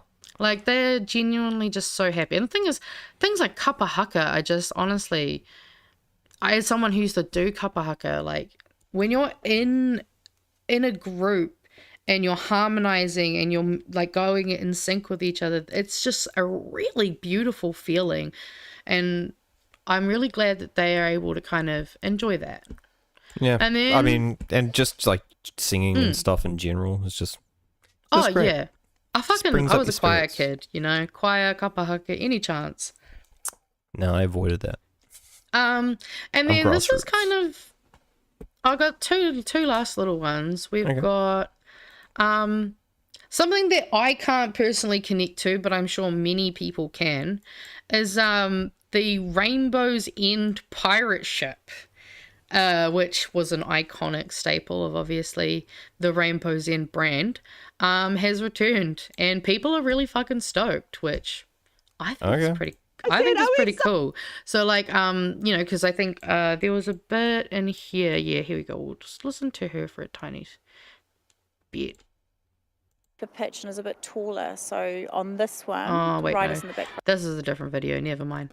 But yeah, this has been reinstated, and obviously, you know, a lot of people who have gone to Rainbow's End, they have a lot of memories here, and so apparently there was like, you know, people who went with their dads on that, they, you know, when they, to remind them of what it was like when they went when they were little. I just thought that was really cool to see people just stoked and excited for this ride to be back in action. I've never been. Neither, but I know a lot of people have, and I love that for them. And honestly, I do really want to go. Maybe when I plan my trip to Auckland, you and me will go on a fucking Rainbow's End. Maybe. Oh my god, you're I such don't know. a It's not on my priority. Just going on a fucking theme park, you know. Just whatever. What do you want? What do you want? Yeah, I don't want to do fun things with my friends. I like doing fun fuck things. Myself. Just fucking Rainbow's End. What do you want from me? Take me back to the rainbow. Yeah, but we it is a catchy theme. That rainbow it's kind of magic. Exactly. But we could do that. We could go sing that. Like we could go to the fucking swings or something just on a local playground. Is that our low budget Timu that's our version, low budget. That's our Timu Rainbow's End. Oh hell yeah. Timu's End. To be fair, that sounds better than, honestly, like I didn't have anything cool in my backyard, so that sounds great to me. I didn't have there's swings. so many things I've just not done in like 6 years or so of being in Auckland. Like I've never been up the Sky Tower. None of that shit. You've never been up the Sky Tower? Nah. Why? Honestly, it's fun to say you did it, but it's something you only have to do once. I went up because my cousin worked there, so she got me on for free. I wouldn't have fucking paid to go up there. Exactly. That's I don't want to pay to go up there. I wonder if one of those things is like maybe it's got a free thing once a year for residents or something. Oh, yeah, like a locals deal kind of thing. Because I know at Aotearoa they have like a locals deal with the wildlife, and I think there's also a pass you can get to like go to the luge and a couple of other places, I think, which is good because it's usually way too expensive for the locals to go. But then the next, I'm going to play us a couple of small clips. One's 15 seconds and the other one will only be not much more than that. But I just kind of came across this randomly today. Once with Gardens. Yeah, and I kind of love the name. So there's a new TV show on Whakata Māori. I'll just let it play. What I had in mind when I thought I would be in the Marabahang. We're learning. It's been able to teach us so much. It's been able to nourish us so much.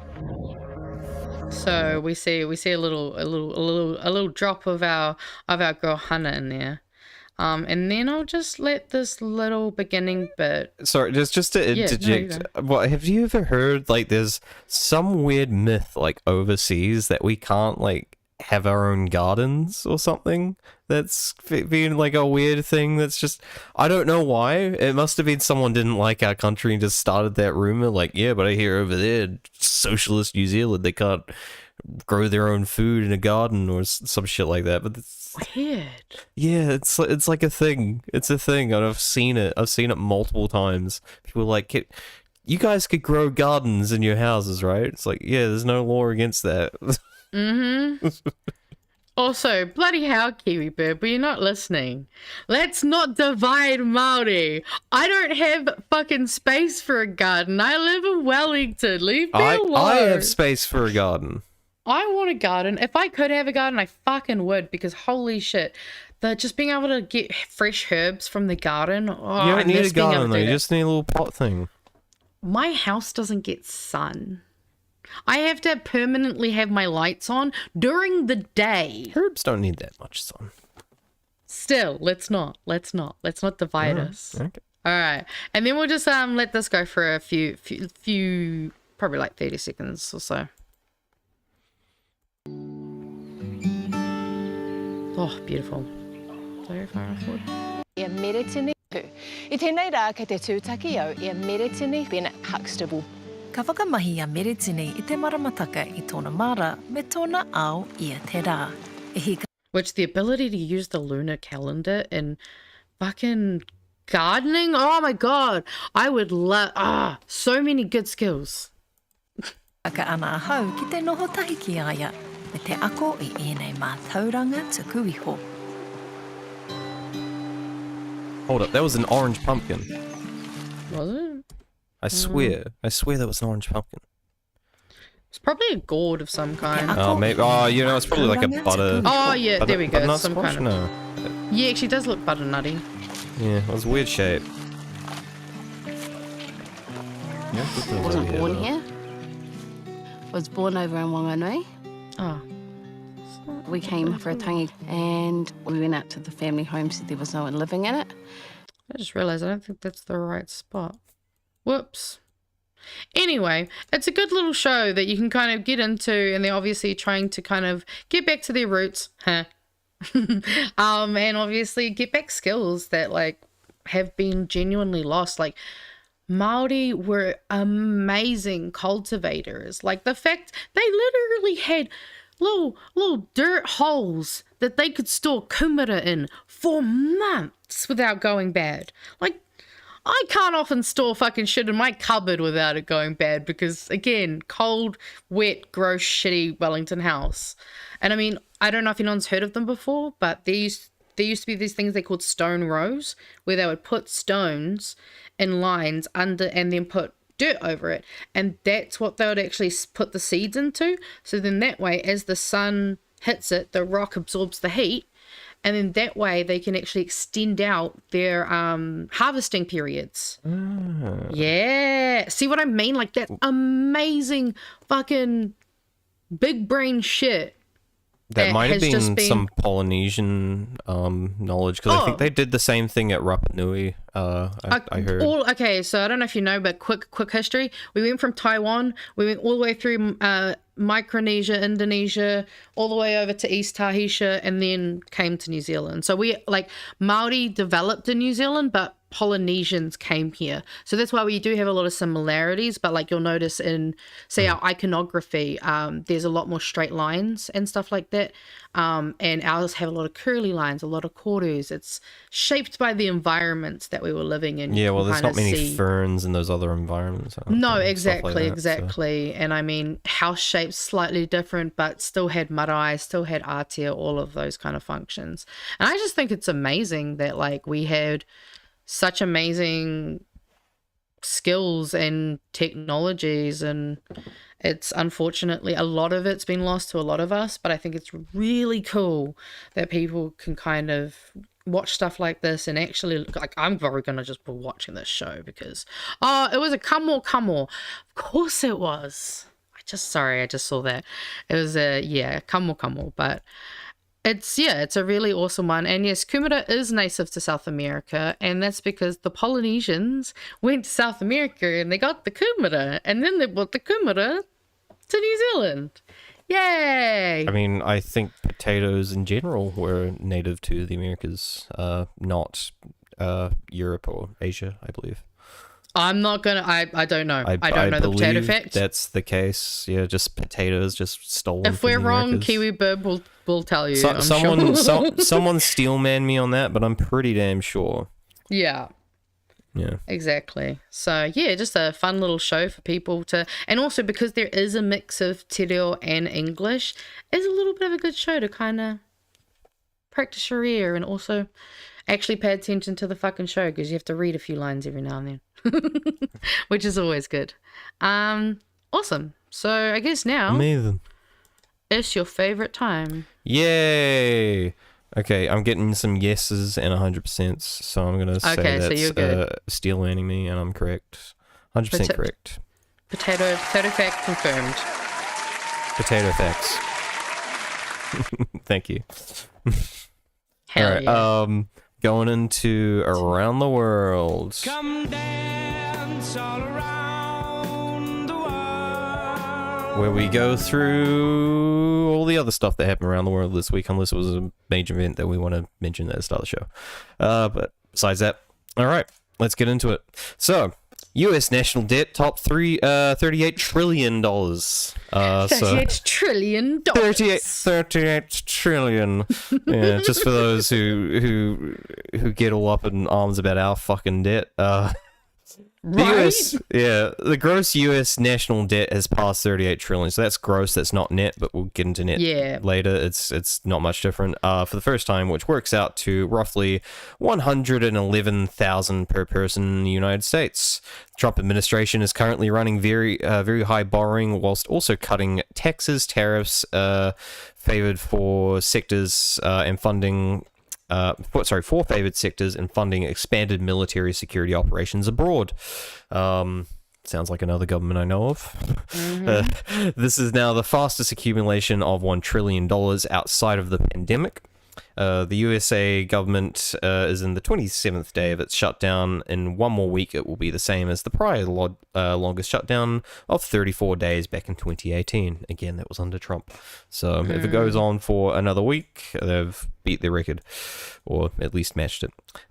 Just a couple of figures to compare to the US. So US net debt is $37.64 trillion versus a $30.49 trillion GDP, which makes GDP per capita roughly 123%, which is insane. So those who don't know how those figures work, essentially that means 100% of their GDP in 1 year, they would still, if 100% of their GDP in 1 year went towards paying off their debt, they would still not pay it off. They would still need another 23% of an annual GDP to pay it off. Jesus. So, yeah. So this is close to countries like UK, Italy, France, although none of those are really as high. USA is somewhere in the top 10 highest percent of GDP rankings. Japan, by the way, is somewhere around 235% of its GDP. Wow. Yeah, it's the highest in Japan, which is insane.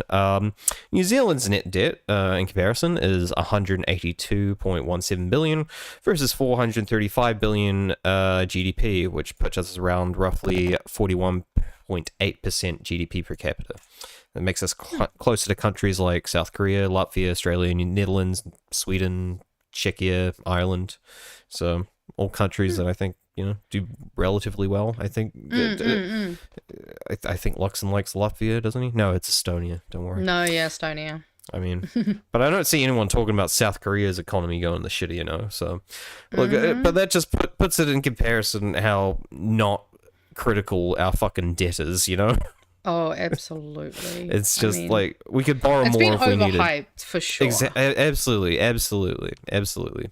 Like we're nowhere like near as bad as most of the other countries. We're somewhere below like the bottom half. I don't know exactly where, but yeah, we're not. Things aren't that bad. And I feel like a lot of the time people don't understand debt too well anyway. That might be an interesting thing to like do a bit more of a deep dive on how national debt works, because a lot of the time people treat it like it's personal debt, individual debt, and they're like, our kids are gonna have to pay this off in X amount of years. And it's like, no one's gonna have to like just come around collecting a fucking bill in like 30 years for your children. It's not exactly how it works. But anyway, I digress. But speaking of Trump, again, Trump ends all Canada trade talks over fake tariff ad, or alleged fake tariff ad. Fake news. Fake news. On the 24th, Trump announced that the U.S. is terminating all trade negotiations with Canada after a television advertisement funded by Ontario was aired in the US. The ad quoted Ronald Reagan speaking critically about tariffs in 1987. Trump labeled the ad as fake and accused Canada of trying to interfere with an upcoming US Supreme Court case about the legality of his tariff program, which, by the way, this is the man who's currently trying to sway Argentinian elections by threatening, by holding hostage essentially the money he's going to give to stop their economy from tanking, and he's threatening invasion of Venezuela. So fucking got no room to talk about interference, foreign interference. The Reagan Foundation said Ontario did not get permission to use the edited clips and that the ad misrepresented Reagan's original message, which actually supported free but fair trade, but under certain tariff conditions. I didn't actually look into that. Maybe it did, maybe it didn't. Yeah, but anyway, they've suspended it. And the US has imposed steep tariffs on Canada imports, steel, aluminium, cars, early in 2025. Yeah. Oh, that's very good for the Canada-US relationship. That's definitely very good. And not I know. Bad. Oh, is this one you added? Yes, I did add this one. It just felt like it was the right spot to put it. Okay. So no, that's fair. I just figured we'd quickly have a look at this one because this one just came across when I was on my phone earlier today. So the US government will be stop paying for food aid. So I'm sure we've all heard of the SNAP program. That's their thing. Obviously, because of the government shutdown, unfortunately, they are going to stop in November. And I tried to look. I was like, oh, has this ever happened before? Like, is this kind of a normal thing? There has been there's been no event like this before. This would be the first time that there was essentially a complete stop to the SNAP program since its inception, which is obviously pretty fucking horrible given everything that America's going through. Obviously, they did have in the last shutdown that Trump did, which was obviously the 35-day one, SNAP did remain funded because the USDA used a contingency fund to continue that, but the USDA has stated that the contingency fund cannot be used to cover benefits in this situation unless certain legal conditions are met. So yeah, a lot of states are telling recipients that October benefits will be paid, but November benefits will be suspended until federal funding is restored. Jesus. Yeah, it's a I wouldn't be one. shocked if that was somehow a part of like the disputes in the funding that was going to go on with that caused the current shutdown. It wouldn't shock me. Yeah, and it's just, again, obviously they're doing kind of what our government's doing here. They're going, oh, Labour bad, it's their fault, because it's their fault. Yeah, it's pretty fucked. Oh, by the way, Ronald Reagan appears to have joined us. He escaped the US about 5 years ago. He's still alive. Oh, Reagan. I know Reagan. I know Reagan. You've seen Reagan. They've been No, at the this is Ronald Reagan. Okay. That's a different Reagan. To be fair, Reagan escaped stuck in the US. I don't know if they want to be. I don't know if they want to be Ronald. Who wants to be Ronald? Yeah, exactly. Deadly highway crash in Uganda. A collision involving two buses and other vehicles in the Kampala-Gulu highway killed at least dozens of people in Uganda on the 22nd. Police first put the toll at 63 deaths, later revising it to at least 46 after discovering some initially counted dead were still alive but unconscious. So lucky them, I suppose. I hope they're okay, apart from the unconsciousness side of things. Police say both buses were overtaken at the same time, causing a head-on impact and a chain reaction, which apparently had other vehicles involved. Yeah. So apparently this is a big issue over there. Road deaths in Uganda are rising. More than 5,000 fatalities were recorded in 2024. With speedy and risky overtakes as a major factor. I got some figures for comparison just to put that into perspective. New Zealand, which apparently we have among the higher rates in the developed world in terms of car crashes, so ours are fairly bad. We have about 6.5 to 7 deaths per 100,000 people per year. Australia, quite a bit less, is 4.2 per 100,000 people. Uganda, roughly 12 deaths per 100,000 people. Fuck. Yeah, so almost double, and we're already considered bad. So Jesus. yeah. Apparently this is a bit of a systemic issue and goes further into our next story we're going to cover, which is a full fuel tanker explosion that killed killed dozens. From one melted in Nigeria. item to another. I know. Holy shit. In Nigeria, petrol tanker crash and explosion killed at least 35 people and injured dozens more. Explosions like this are common because fuel is frequently moved a long distance by road, and crowds sometimes gather to siphon leaking fuel before it ignites. Wait, it's already leaking? Yeah, so I guess it's just like leaking out the truck, and because it's like liquid gold, so these locals go. I mean, I don't blame them. They're for impoverished, fucking... they're going to sell this later on, make some money, get some food. I don't think they need the fuel necessarily. They're just I will sell it's this. like if you saw money falling off a truck. Exactly. Yeah, with dozens killed in both incidents, like both these incidents, the one in Uganda and Nigeria, within 24 hours in these countries. These events are not weird one-offs.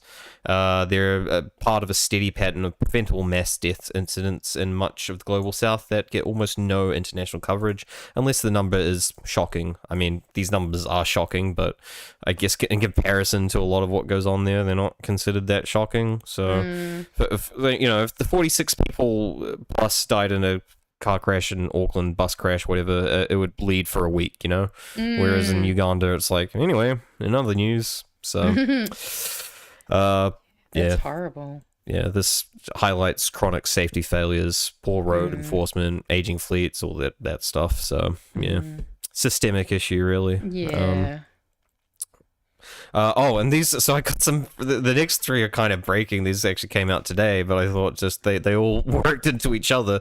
So. Yeah.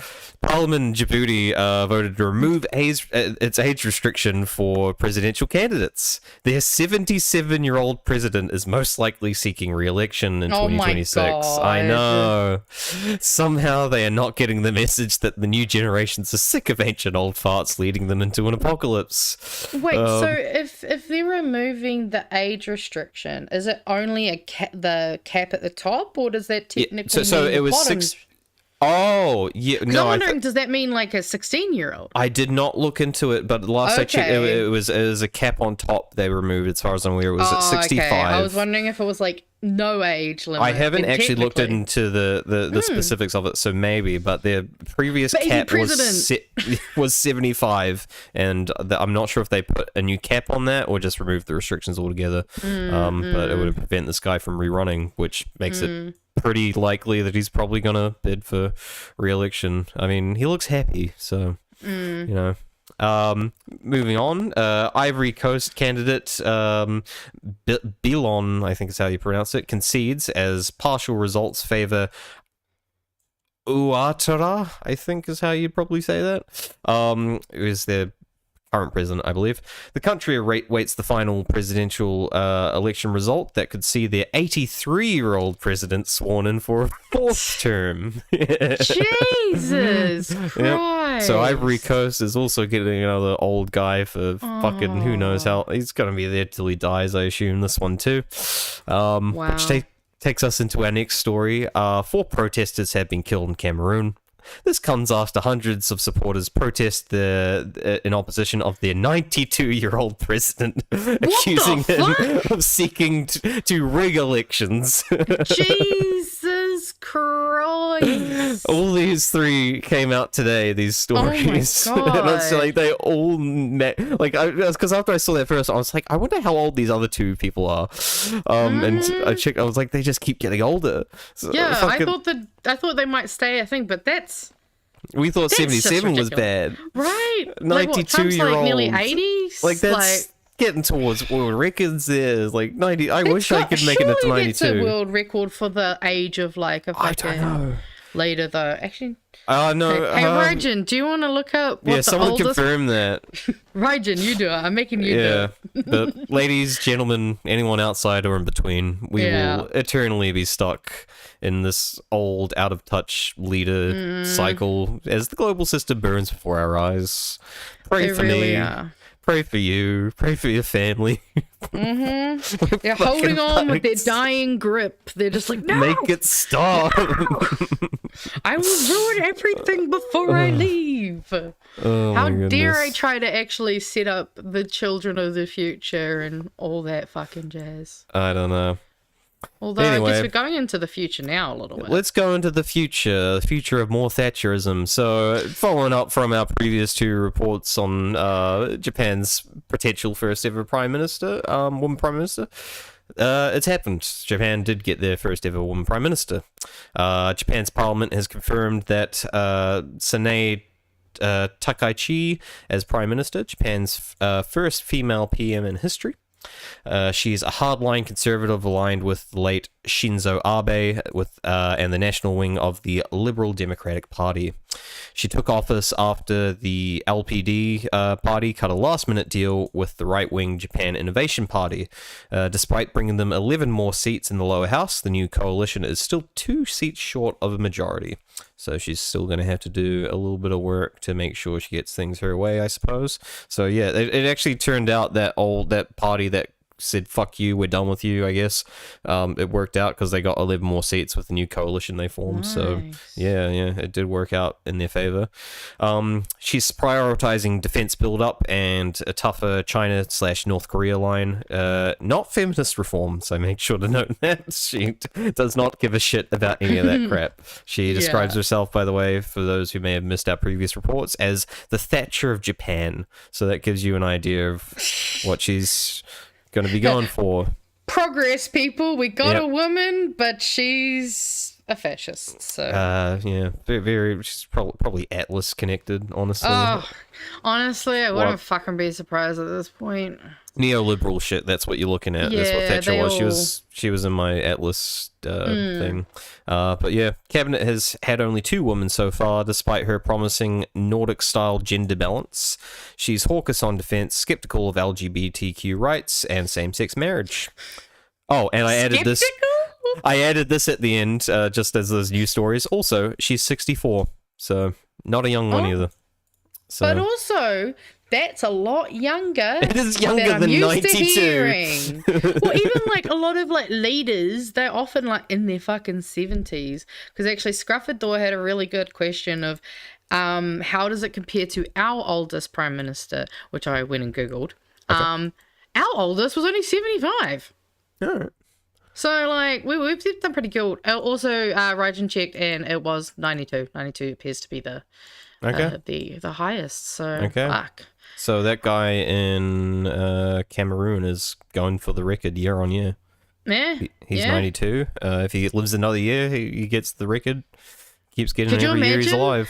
If he could get to 100 and he breaks the record as well as getting the, like, I guess it's King's birthday card now, but, you know.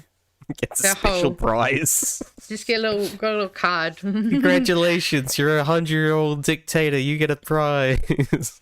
But also, I did agree with Scruff as well. At 92, why the fuck would you still want to work? I don't know. Hey, get a hobby. Get a fucking hobby, bro. Like, go fishing. It could mean a couple of things. Either A, he's a puppet of someone else, or B, he's done so much fucked up shit that if he gets out of power, he's fucked. So it's probably one of those two things. Yeah, and I think Rajan's onto it a bit there, is that if we were to have the first female president, honestly, probably would be a Republican, because... How old was the Queen? I think she was in her late 80s. Oh, yes, she was old. Like, old. Anywho. Yeah.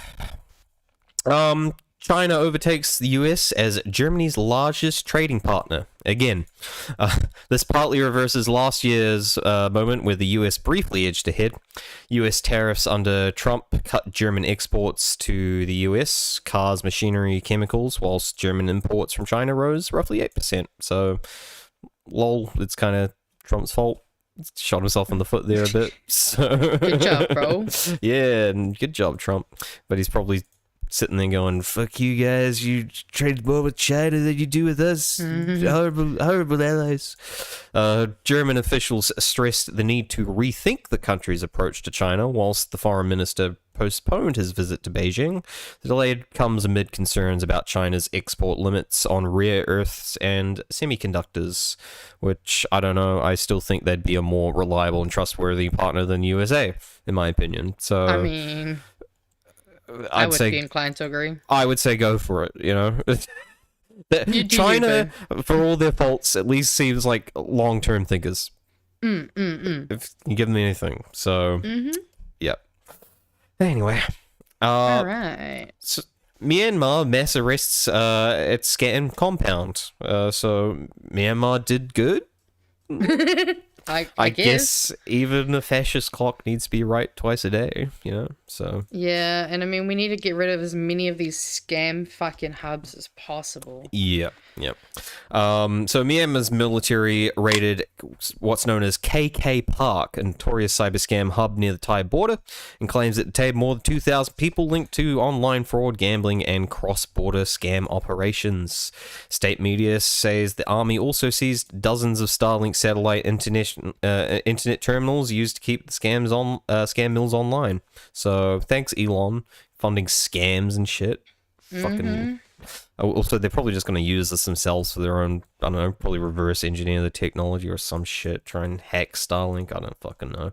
I'm sure this probably has a benefit to them seizing these things.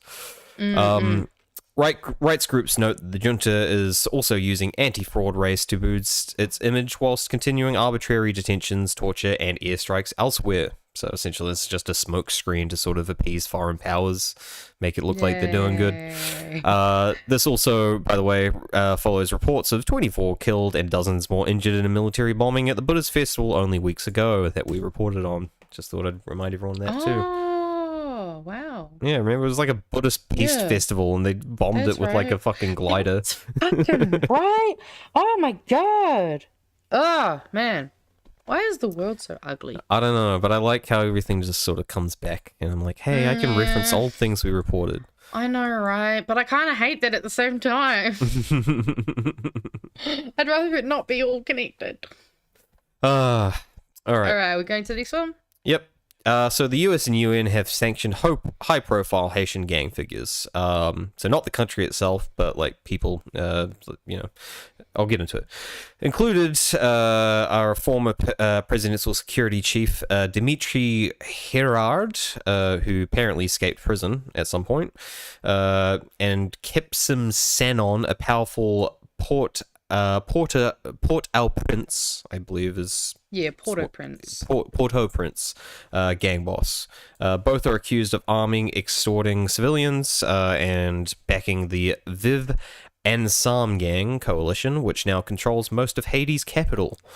Yeah. So, well, because remember, there's about half their population's on the verge of starvation. We reported that weeks ago as well. That's right. Yeah, so this is probably not going to help. No. Because as we know, these sort of sanctions like this just wind up fucking end up hurting the population because the people sanctioned are just sort of like, well, I'm just gonna exploit the people under me and use that to keep myself at bay, and you guys can all fucking starve and, you know, lose your shit. But yeah, sanctions include global asset freezes, travel bans, and expanded arms embargo aimed at choking off weapons that keep gangs dominant. I wish it kept them dormant. Right. Here, we'll give you these weapons. You guys do nothing. Oh, okay. Haiti's gang coalition are now effectively a rival state actors in parts of the country, and more than 1.3 million people are displaced.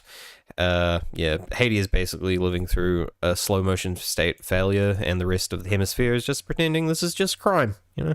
Yeah. It's just some crime and stuff, you know. It's not like, you know, the fucking society's crumbling beneath them and, you know, half the population starving. And are we really surprised that people don't give a shit about people of color who are going through horrific things? Yep. Unfortunately, it's all their fault. It's all their fault. They shouldn't have voted for the gangs. They should be like, if they were more civilized, they'd be all blah blah, blah fucking. All right. Speaking of. Yeah. Well, I just love this pic. Look how fucking tall he is. I know. I was actually. Door. I was zooming in before while you were talking because I was just like, "What the?" I know. Like, is he? I didn't realize bro really was tall. tall. Yeah. I mean, maybe it's a just tiny a really door. short door. Yeah. I don't know. Yeah. I don't know. But anyway, Israel, the Israeli parliament, known as Knesset, I think, advanced a symbolic vote related to annexing parts of the occupied West Bank. So they were moving in. They were making a move to occupy Palestine further. However, a good job, I guess, for the USA for once. The US publicly dismissed it, restating that annexation is not recognized and would violate international law. Wow. I know. That surprises me. I know. So, fucking Yay weird move. for the tiniest silver lining. Although it's very hypocritical, as we're going to see with some of the shit we're going to report on soon, how hypocritical this whole international law shit is. But this follows recent multiple reports of violations in the recent ceasefire. Israel said they responded to some anti-tank missiles and gunfire that killed 2 Israeli soldiers. Israel has halted humanitarian aid to Gaza in response to what it claimed were ceasefire violations by Hamas. Gaza's government media office claims about 40 separate violations on the Israeli side, resulting in 38 Palestinians killed and 143 wounded. Continued shelling / gunfire despite truce. Human rights monitoring groups estimate roughly 80 violations overall by Israeli forces. One of the deadliest incidents included an Israeli shelling of a Palestinian family in a vehicle in Gaza City after the vehicle allegedly crossed a yellow line. Oh, fuck off. They shouldn't have done that, you know? Which had a death toll of 11, including 7 children. But at least they're not taking more of Palestine. Yay. Yet. I mean, yeah. what? I'm sure they'll just fucking convince them to do it later on. Like, can we do it now? I'm sure Israel will finally they'll do a full 180. They'll stop being who they are and they'll be the nice guys that... the friends that we supposedly have on both sides. Yeah, this is less likely they're just saying don't do it. There's more likely don't do it now. Things are really sensitive. Yeah. Just hold off for a minute. Just hold up. Almost there. You're going a bit quick. All right. Moving on. The Olympic Committee has told global sports bodies not to host events in Indonesia. So this is following some reporting that we did, I think, last week on Indonesia. This follows Indonesia refusing visas to Israeli gymnasts for the World Artistic Gymnastic Champions, also known as Worlds, in Jakarta. So that's not related to Olympics, by the way. So it's a completely different body. But in response to that, the Olympic Committee is now saying no sports bodies should host events in Indonesia. Indonesians on our blacklist, I guess. Oh, shit. Yeah. So that's what they're trying to do. I like the way you said black. They're not black in Indonesia. No, it's an echolalia joke. Don't worry about it. Oh, okay. I didn't get it. I'm sorry. It's fine. I'm sorry. Anyway, the IOC says athletes must be allowed to compete regardless of nationality, and it's freezing any talks of Indonesia hosting future Olympic events. Jakarta had been floating a bid for the 2036 Olympics, so they're probably out there running there for now, as long as they hold up their visa ban, I guess. But I just wanted to go, because I looked into this, because I had actually speculated this last week, I think, when we reported on this, whether or not the Olympic Committee had done this themselves. So, there's some off, just one-off sort of incidents where individual athletes were banned or warned for political protests, such as kneeling, raising fists, or wearing badges. South Africa was outright banned for 28 years for racial segregation. So, I mean... Which, yeah, I was speculating on whether or not they did that, but that shows how hypocritical they are. The Olympic Committee did that. They banned South Africa from participating for 28 years, almost 30 years. But they're saying, and it's pretty, and it was an apartheid state, and that's why they did it. Yeah. Which Israel is. That's undisputed. That's fucking undisputed. What you're telling me is the IOC is Zionist, racist, and probably fascist? Maybe if they're siding with, I don't know. My little antennas go up anytime. I mean, it raises an eyebrow for sure. Yeah. You know, and there's other instances of hypocrisy as well. Like they've done it similarly for Russia. Yeah. Well, after the invasion of Ukraine, essentially. Yeah. They were going to outright ban them essentially, but then they're like, okay, we'll do it like under like you can come in under a banner, like no banner, so the athletes can still compete. You're allowed here, but you're not allowed to like promote your country. Exactly, yeah. So which is kind of just the same thing, really, I guess. Also, they suspended Afghanistan under Taliban rule in 1999 as well, completely. Although they haven't done it now in 2021 whilst the Taliban's there. Huh. So interesting. Fuck yeah. They're just hypocrites. They're not consistent. No, not at all. But that leads into our next story. Taiwanese boxer Lin Yu-ting wins gold after gender gaslighting.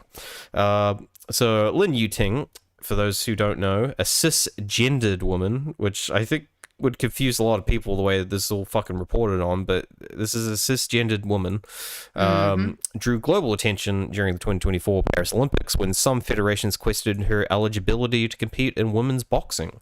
She won gold in the 60 kg category on Wednesday at Taiwan's National Games in her first ever event since the Olympics.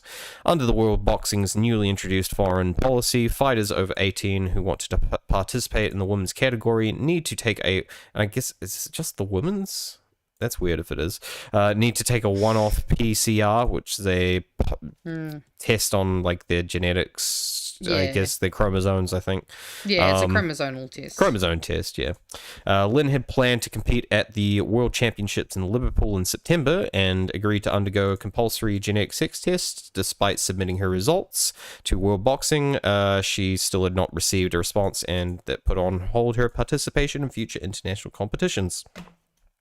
Fuck knows why. What the fuck is going on with the testing at these places, by the way, where they get literally someone who is born a woman? Like, this is what you guys want. You're getting what you want, which is a fucking cis woman, but you're fucking it up somehow, and you're like, nah, she's trans, she's a man.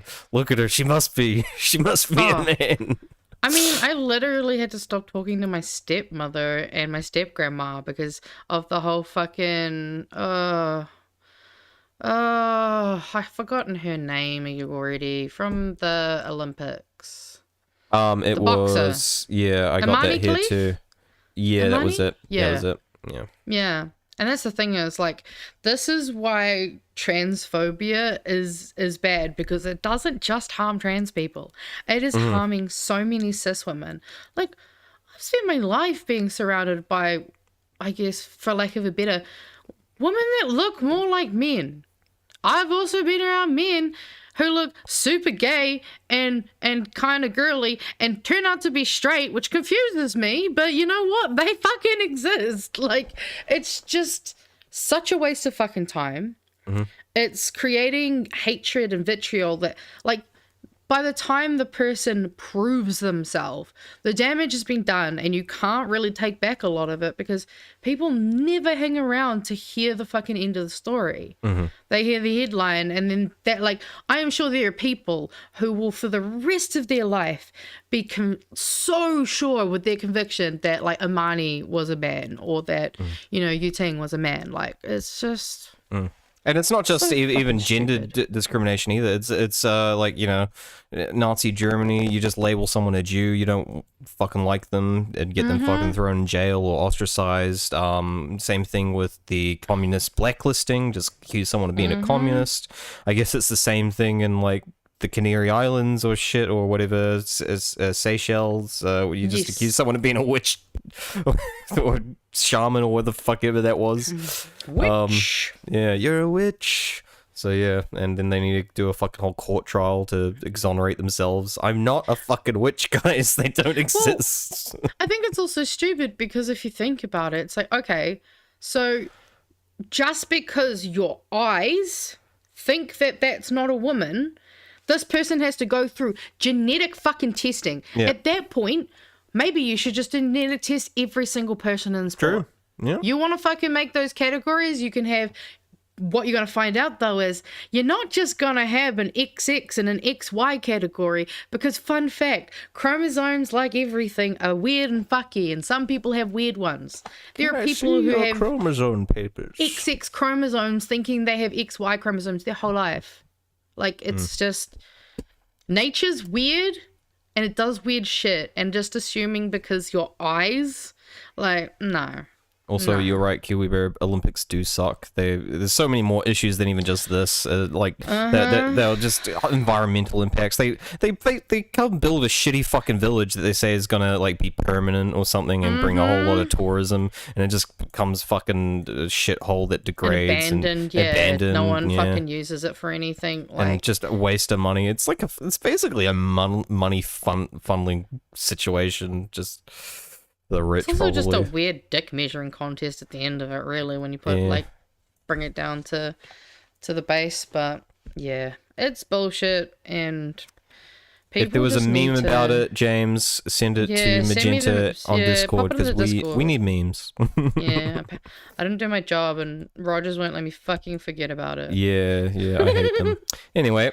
White House website posts topless pic of a trans woman in an attempt to revise history.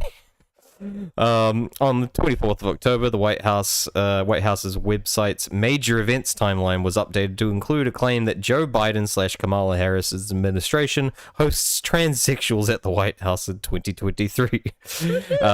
And they established the Transgender Day of Visibility on the same day as Easter Sunday in 2024. This claim, by the way, is factually incorrect. Transgender Day of Visibility was created in 2009 and is always on March 31st, so it's just a coincidence. I guess it landed on the same day as Easter Sunday. Yeah. So, yeah, just completely incorrect there. Alongside the timeline entry... Oh, by the way, I love this one too. Cocaine discovered. That's... Yeah. So funny. Anyway, alongside the timeline entry, the website used a photo of trans influencer Rose Montoya at a White House Pride event, which described by the White House as inappropriate and disrespectful.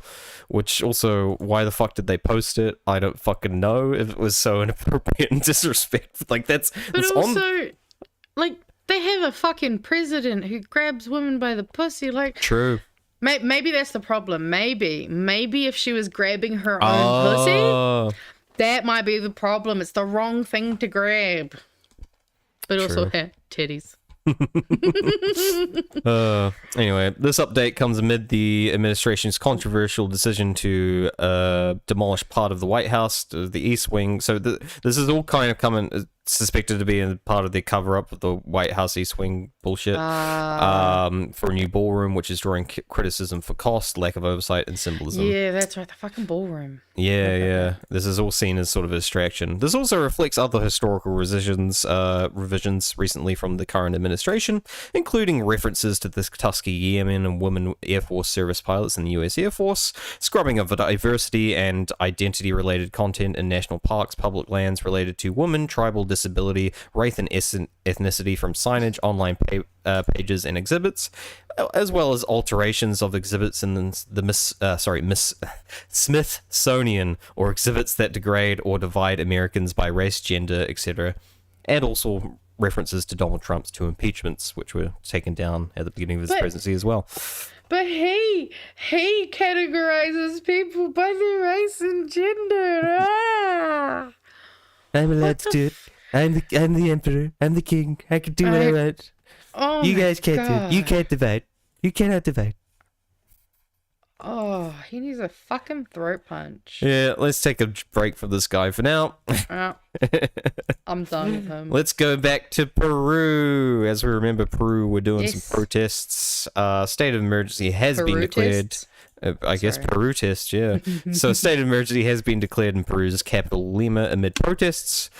Interim President Jose Heri, I guess it's Heri, not Jerry, has suspended key civil liberties for 30 days in Lima and Callao, deploying troops alongside police. He cites crime and unrest after youth-led protests left 1 dead and roughly 100 plus injured. Heri, who took office after Congress impeached the previous president, has declared a 30-day state of emergency in Lima and neighboring Callao. The emergency allows deployment of the military alongside police, so this is very sort of US-like, I guess, at the moment. Suspends some constitutional rights, including freedom of assembly, effectively banning protests. So I guess the anti-crime plan is no protesting, I guess, is their main focus here. That's one way to do it. Yeah. This dictatorship is just so these are like some of the leaders with the protests movement here that you're seeing. So these aren't members of the government, and this is a quote from them. "This is a dictatorship disguised as a democracy," said Jorge Camlet of Generation Z Collective, a cool name, planning to defy the state of emergency, stating, "We'll march as many times as necessary." So this shit ain't gonna stop them, and they're gonna continue on as planned. So fucking go for it, guys. Viva la revolution, I guess, as they say. Absolutely. Yeah, let's hope just they don't fucking open fire, I suppose. Fingers crossed. Fingers crossed. Yeah, Bolivia has ended over 20 years of socialist rule. Rodrigo, that was, crazy. Yeah, I know. So Rodrigo Paz Perea of the Christian Democratic Party won Bolivia's presidential runoff on the 19th with about 55% of the vote.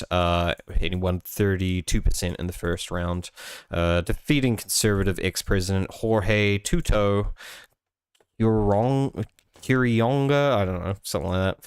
Who cares? He sounds like a piece of shit. Quiroga, maybe? I don't know. No one wants him. Yeah, some dickhead. Yeah. He's an ex-president. Not the recent ex-president. He was ex-president like 2009 or some shit.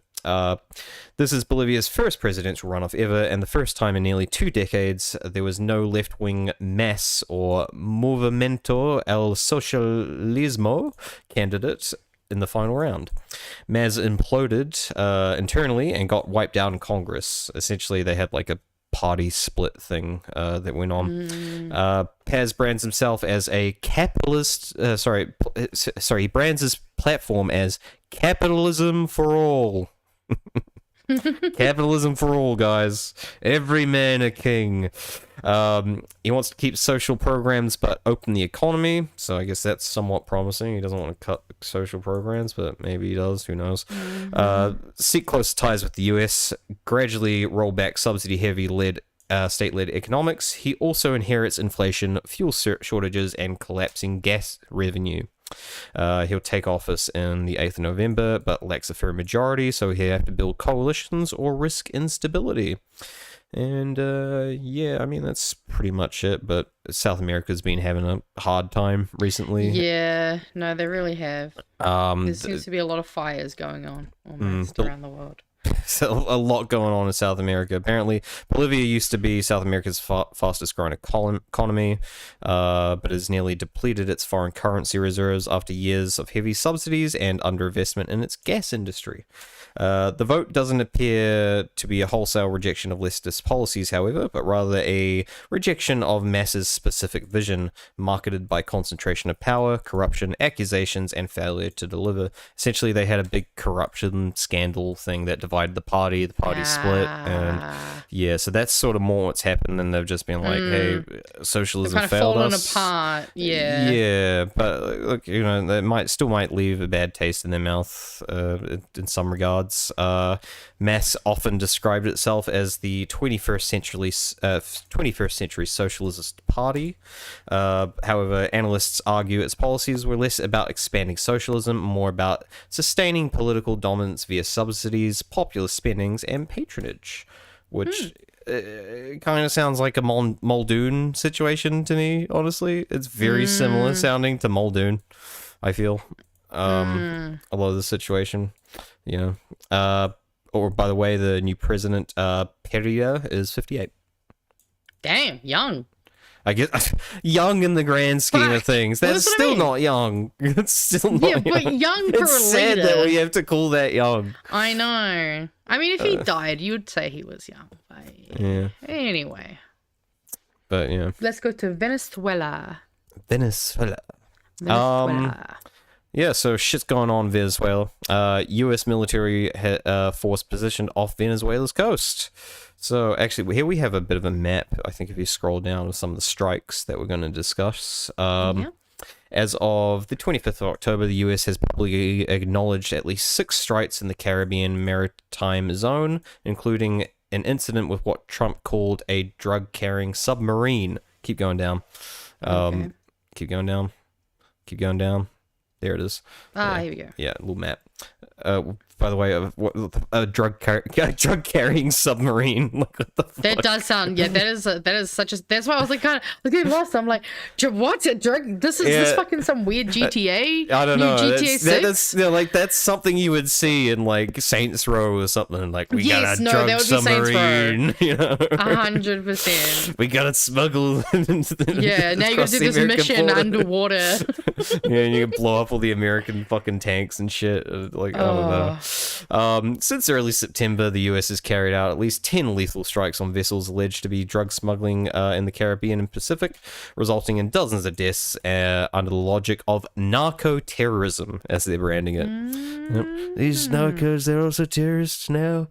Critics say these strikes violate sovereignty and maritime law, since the US has provided little publicly verifiable evidence of its vessels' illicit cargo or combat status.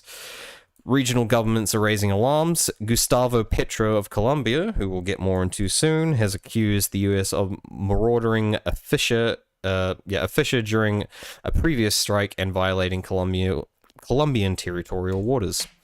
The US is reportedly preparing land strike operations with a naval military buildup in the Caribbean and South Atlantic. It has authorized covert operations in neighboring states.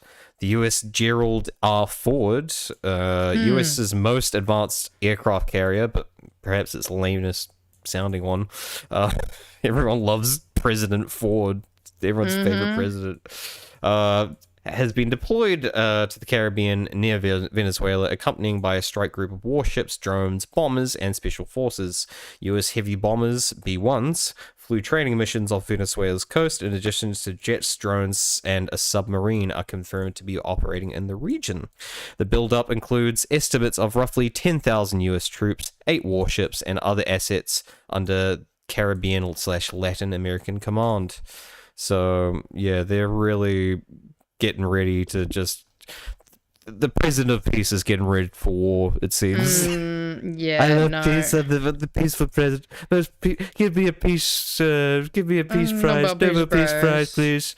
But I'm also going to declare war in the name of peace. In the name of peace. Maduro denounced the deployment and strikes as fabricated and said the U.S. is fabricating a war.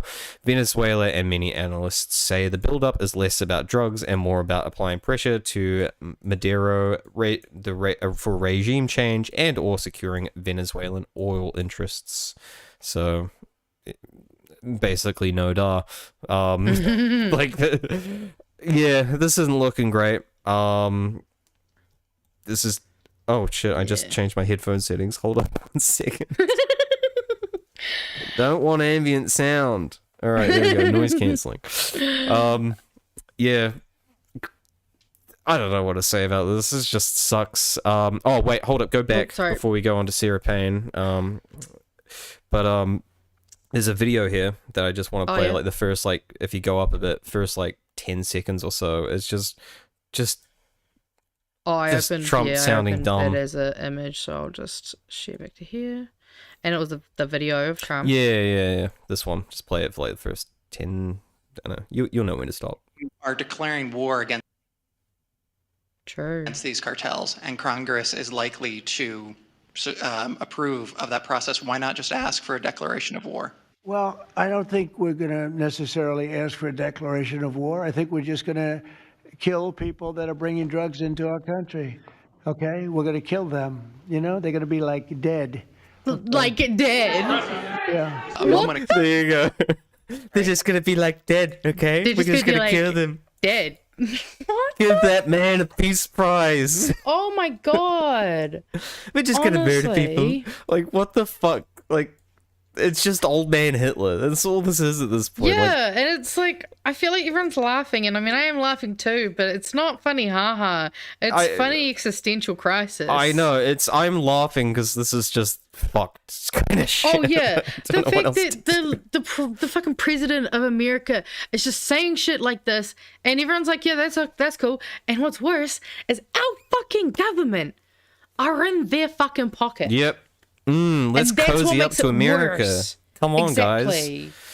Yeah. Like, it's just blatantly a fascist state. Like they're doing fascist wars now. They're doing regime change. They're I mean, not that they haven't been doing that before, but this has got to be one of the most blatant, non-deniable ones. Like since probably at least the Iraq War, I think. With the whole weapons of mass destruction thing. Like, I think it's the worst one since then, probably. No, absolutely. Yeah. And I mean, it's just, it's concerning. It's concerning because we're seeing our prime minister act like this. We're seeing their president act like this.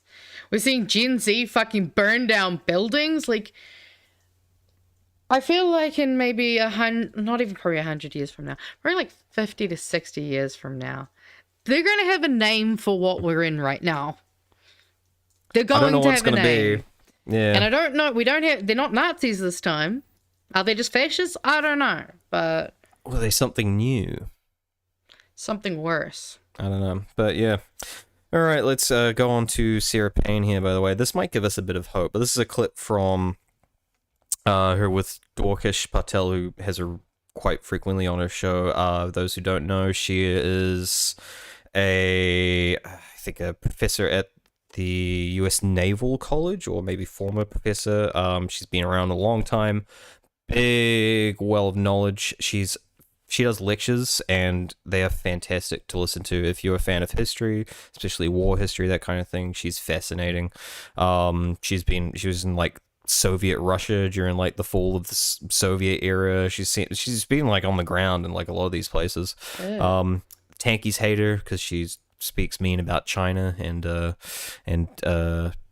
and stuff like that. But yeah, she's just got a nice little thing here about the future of the US essentially compared to China, and how there might be a balance shift coming. But let's just listen to her. All right. Is because this country, and one of the reasons the Great Depression gets so bad is because this country doesn't want to act as the lender of last resort, which is what Britain had done in the past, but it couldn't after World War I. It had been bankrupted, and our country's irresponsible. These problems are on the other side of the sea, and we think, okay, America first and whatever, and we're going to raise tariffs and things, and all we do is tank the global system. Whereas if you're the lender of last resort, you're going to put money into the system as it's collapsing to prevent it from collapsing, so that it can so that it can rebound. And that's why it's important to do that. And yeah, it's expensive, but boy, a Great Depression's a lot more expensive. So they're different problems. Is there a lender of last resort today? Isn't that the problem? Well, that's what the IMF and things are about. But it used to be that this country was willing to take on these burdens of last resort and in the area of nuclear weapons, nuclear shield, right? And we're trying to shed these things right now. And we shall see, well, it'll, at bare minimum, it'll make us the sort of the irrelevant power instead of the essential power, because Europe is going to reorganize itself, and they have the institutions to do it. And the United States used to be the leader of the West. Well, it's going back home to Europe. Europe's going to lead the West. They invented it. And they have an extensive set of institutions to do this, and they're already starting to marginalize us by putting out feelers to set up trade agreements with Asian countries, with South American countries. It'll take them a while to do this. Once they do it, we will be on the outside of it if we don't change our minds. And they're going to get stronger institutionally. And what is it? Churchill said something about allies. The only thing worse than working with allies is trying to survive without them. You're better off with lots of friends going after bullies in the world than you are by yourselves. And we'll find ourselves by ourselves. And other countries have tried to tangle with China all by themselves. Japan did it when China was an undeveloped country. It did not work well. It didn't. You want to have friends when you do this. But we're making pivotal errors, and we will pay for them. Maybe this is a subtle but recurring disagreement between us. Sweet. But yeah, that's great discussion they have there. By the way, I've watched the entire thing and very, very interesting. I think that was her 5th lecture that she did about the Japan essentially becoming, a great imperial power and then falling. Go listen to it if you want. It's a few hours long. Very fascinating. She's a well of knowledge, but I love what she said there about it's you need friends, and that's how you're gonna. Because that's how we survived World War II. It wasn't because one of us was the stronger nation or whatever, but we all came together as a collective.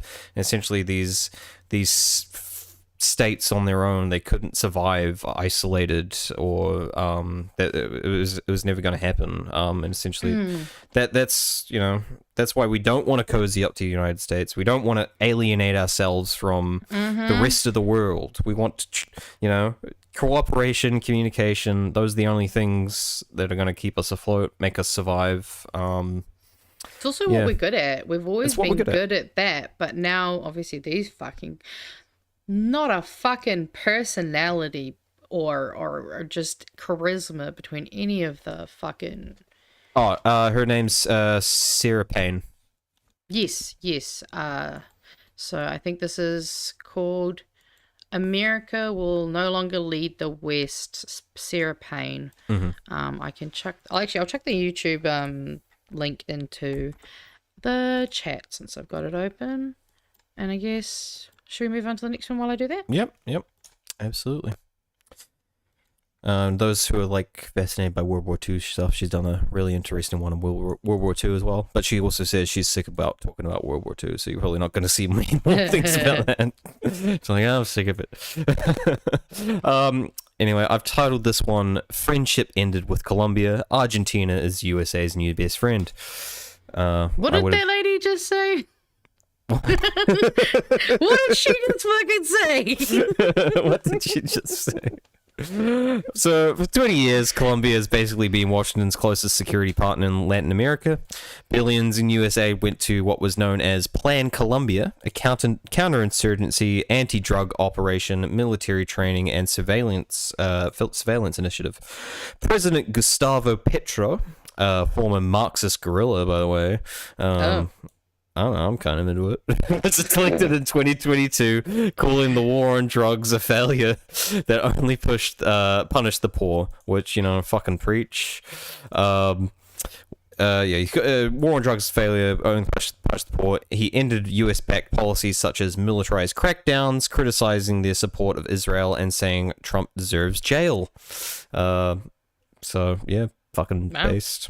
Nice. Trump called Petro, called Petro a drug leader, accused him of enabling cartels, vowing to cut aid and hit Colombia with tariffs. In response, Colombia recalled its ambassador and is threatening legal action in U.S. courts, whilst Trump frames Colombia's cartels as ISIS/Al-Qaeda of the Western Hemisphere.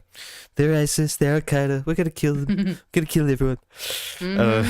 Colombia called this an insult to its sovereignty, saying recent U.S. Maritime strikes in the Caribbean killed civilians, not narco-terrorists. Petro says the U.S. is acting like it can bomb Latin America boats without evidence, which, it has been doing. So, I mean, it kind of can. I guess it could just do it and get away with it. Whilst no one speaks out about this, whilst no one stops this, yeah, they're going to do it, guys. So, tell your friends, tell your family. Petro called Trump rude and arrogant about Colombia, saying he said the U.S. is acting illegally by carrying out cross-border strikes without consent, and warned Colombia would challenge the U.S. actions in international courts. Trump doubling down compared to Latin America. Oh, I'm just repeating myself here. As of the 24th, the U.S. Treasury has slapped sanctions on Petro, his family, and Interior Minister. Most likely, these sanctions will ultimately be pointless, however, as Petro is term limited and slated to step down in 2026 anyway. So, interesting. Yeah. Guess we'll see how that goes. But I've also got an additional thing here that, because we missed this the last few weeks, I got a little speech down here. Just hopefully it's still there. Okay, that's the one I want. Yeah, it's just a video. This was back when the UN. This is when back when Winnie gave his speech, but this guy gave a nice little speech at the UN that we just listened to a bit of. Yep. Colombia. Thousands of peasants are massacred in Colombia by politicians who were senators, who were presidents, who were ministers that were bribed and on the payroll of the drug mafia. And at the same time, they were allies of the extreme right based in Florida, the United States, and now allies of the Trump administration. They've been allied for decades with drug lords, cocaine drug lords in Colombia. They were allies, and so they led this anti-drug policy from Washington. I don't know if Trump even knows that his foreign policy towards Colombia, Venezuela, and towards the Caribbean is based on advice from Colombians who are allies of the cocaine mafia. The US walking out. Denounce these politicians, including the paramilitaries, drug traffickers, naming them by their names in the Congress of Colombia when I was senator, and many times they wanted to kill me because of that. And they did not want me to become president. They wanted me to shut up, and now they don't want another progressive government to be reelected. That is why I've been personally decertified, and they have... but yeah, we can stop it there. But yeah, that gives you a sense of where that whole anti-narco strategy went. It just led to bully boy behavior, basically funding a bit of a Gestapo sort of thing going on, which again this all came up in my Atlas thing when going all the way back to the great experiment they did in Chile, where they did a bit of a coup d'etat there, put Pinochet in charge, and sort of had a knock-on effect with neoliberalism throughout the entire continent, which helped at the end of the day fuel these cartels actually, which also ironically sort of gives the anarcho-capitalist dream of like the free market is just that's what you get. It's the cartels. That's what you get fucking gangs and shit when you get an ultimately unrestricted free market shit like that. But yeah, this all goes back to the neoliberal Atlas agenda, Milton Friedman, Yay. All that We're shit. gonna probably have to do an updated. Should probably do some updated videos on those motherfuckers. All this shit's so dead. It's all connected. That's what I'm saying, people. It's all connected. I know. Honestly, I was talking to my best friend yesterday, and I was trying to explain to him this stuff, especially I was explaining to him, that it dates back to the 1800s, and he's like, oh, and then I was talking about teal, and he's like, oh, but I'm sure they probably didn't plan to do that, and I'm like, no, I don't know how to fucking tell you. It is all connected. They are the Illuminati. They just made that up so that we think that that's just cuckoo It's talk. no coincidence Milton Friedman literally advised Pinochet. He literally advised him. One of the key sort of figures in and around the whole Atlas formation. So anyway, exactly. And neoliberal agenda. So Yeah, but just for a bit of a recap for those that might not have gotten it all. So here's a recap of what's going on in South America. South American civilians are being killed in the name of US counter-narcotics. The US has already greenlit covert ops, including lethal ones in Venezuela and maritime strikes in the Caribbean, saying it's targeting gangs and traffickers. They're preparing for a political regime war in Venezuela. They're antagonizing Colombia, attempting to sway elections in Argentina. By the way, there's early results of that today, showing Milei's party is probably going to win. Peru is militarizing its capital under the banner of fighting crime to repress protests. Bolivia has gone all in on capitalism, wanting to cozy up to the US for economic help, and Haiti is under effective gang rule and now under international sanctions pressure, with half of its population at risk of starvation. So everything's going good in South America, guys. It's going great, guys. Fucking neoliberalism has worked so well. Oh yeah. It's definitely not destroying every fucking country that it touches. Well, we can blame socialism on Bolivia, I guess. To be fair. Yes. So that's one. That is true. But all the people who hate Marxism and communism, that's the one that sticks out. See, socialism doesn't work. It's like we're showing you all these other places that are capitalists, and we're showing you they do not work. Yeah. It's corruption's the issue.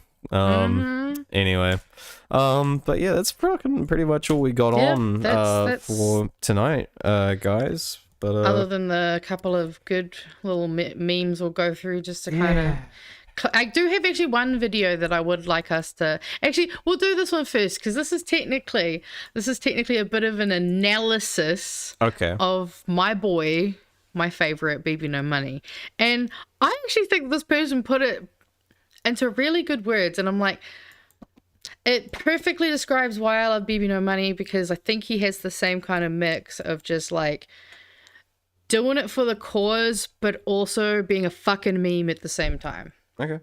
So let's have a listen to this. Take is that I think Baby No Money is a cisgender drag king, and before you get angry, please just walk with me for a second. If you're unfamiliar, Baby No Money is a rapper. He has a huge presence on the internet. I would lovingly describe his songs as big swinging dick music. You know, it's a lot of I'm the shit, I'm the hottest man around. That's me, that's right, that's me, that's right. I make a lot of money. I'm money in my bitch, that's a check. I have a lot of sex. To really understand why I think he's a drag king, we have to look at his music videos and his live performances in tandem with his music. A common misconception about drag is that it's just male or female impersonation, but it goes beyond that. It's more so experimenting with the expression of gender in a performance space. Here's Baby No Money giving us these campy, extravagant displays of masculinity, and I would say that's what drag kings do. And with that, there comes like an inherent commentary about the peacocking and the vanity that certain straight men are consumed with because they're trying so hard to fulfill these gender roles. In his music videos, he's taking some of the iconography of toxic masculinity, but turning it on its head a little bit because of who he aligns himself with, which is literally everyone. I think every type of person can probably be found in a Baby No Money music video. You know, there's young people, there's old people, people of all shapes and sizes, people from these like niche, smaller communities like govts and cosplayers and drag queens. Every type of person is in the Baby No Money cinematic universe. He often collaborates with really big names in YouTube and Twitch, really famous drag queens, and that just naturally brings these online communities together. Also, if you haven't listened to Submissive and Breedable by Smosh featuring Baby No Money, so good. Highly recommend. Yeah. I fucking love Smosh. Okay, Smosh. Okay, so the Smosh that you're thinking of is not the Smosh That's right, they had a breakup. They had a breakup years ago. So Anthony left for a while, and then he had like him and Ian finally kind of got back together, and now they're like the cute dads who have this little Smosh family of little like of their own, because they got a crew and stuff like Shane and Courtney and all of that. But yeah, I thought this was really interesting though, just seeing the kind of like analysis, and I think she goes into a little bit more. Sorry, hold up, I forgot just one more thing. Yeah. On top of all the South America stuff, there wasn't any more. So you know how Trump's planning a regime change That's he plans to, at least who they want to put in is someone named Maria Corina Machado, who won the Nobel Peace Prize and is a proud member of Atlas, or associate, closely known associate. So that again shows even more. Yeah, there you go. There you go. I mean, this is an opinion piece we're going to go into. Right, but you're right. But we should talk about her before we finish this video. Yeah, but you know, again, well, she's not a very big peace advocate if she's going to sit there and allow her fucking country to be invaded and then just be like, yep, I accept this. I will take your new appointment.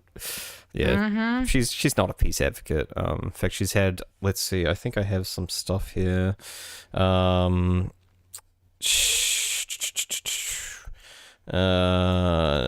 I don't. Oh yeah, she's described as calling for foreign military intervention in Venezuela. So she's been asking for this, supporting sanctions that are cut off access to medicine and food, and helping lead opposition campaigns that use violent tactics. So there you go. Yeah. Well, and also I think someone else pointed out, I don't know where it was, but Hitler was nominated for the Nobel Peace Prize. Maybe, just maybe, the Nobel Peace Prize has been infected. Ooh. Just saying. Uh-oh. So, and yeah, she is a member of the Atlas Network, which I thought, shout out, Kiwi Bib was the one that let me know about that. So, yeah, keep an eye out and don't think she's good. Bad. Nah. All right, let's go back to Back to BB No Money. Right? Much more fun. Say online he's community building every single day, and that's not something you get in standard toxic masculinity. Toxic masculinity is not community building. It is exclusionary. It is competitive. They literally did. High value female or low value male to describe people that don't check the boxes of these gender roles. But in the universe of Baby No Money, there's no high value, there's no low value. It's we're all the it boy. I think that's what he's saying. It's not just he's the shit, we're all the shit, and we get to be the shit together. So to me, that's why he's a drag king, right? Because he's experimenting with the visual representation of gender in tandem with music and then building community around it. That is literally what drag is. I also have to mention that that man is not afraid to stand on business. He will fight vocally for the queer community tooth and nail. He literally does land acknowledgements at the end of his music videos. He's also super outspoken about AI and really makes an effort to hire artists for pretty much everything, which is really cool to see from someone who looks like him, because we don't get that a lot. Matt Rudders and Bowen Yang said this on Las Costa Risas once, and it's always stuck with me. It's that some musical artists are portals while others are mirrors.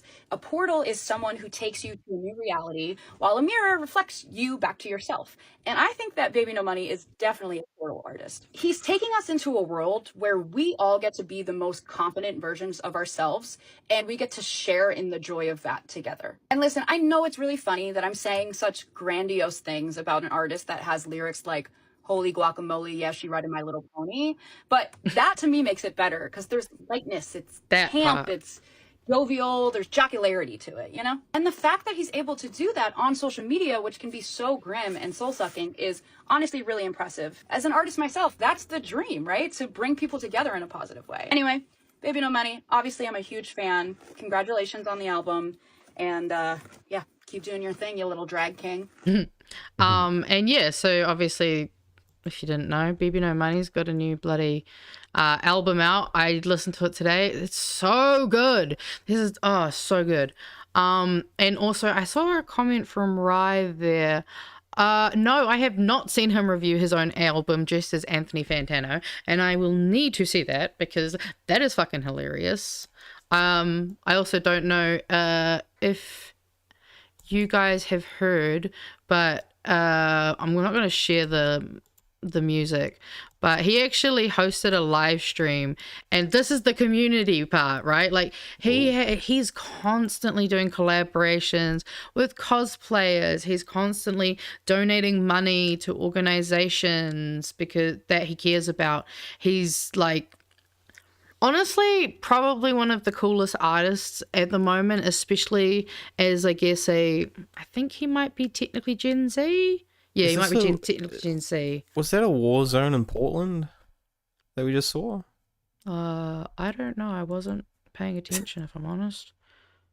Probably. Actually, yeah, if it was Portland, it would have been Portland, probably. Yeah, there's a war zone in Portland, isn't it? Yeah. Yeah. I mean, people are dying. Yeah. But he's been doing all of... Yeah, I know. He's been doing all of this stuff, and I just think it's really... Hey, fuck you! I'm trying to talk about baby no money. Cunts. Also, thank you, Rye. I appreciate it. But no, I just think it's really cool, and I love the way that, like, I agree with her. His music is something that I feel like it... we do it at the end of the thing. It just gets you pumping. You're like, yeah, fuck everything else. I am the it boy. It's just... motivation music, but you can also here's a really big range, and I'm really impressed by that too. But I just wanted to have a little moment of appreciation for my boy before we look at our memes and get going. So this was from the shit posting channel in the Discord, and I laughed my fucking ass off when I saw this. Remember when my pilot messaged me on Grindr at 30,000 feet in the air? I see you're on my flight. Enjoy the ride to Chicago. Like, Grindr is the only fucking place that would happen. I swear to God.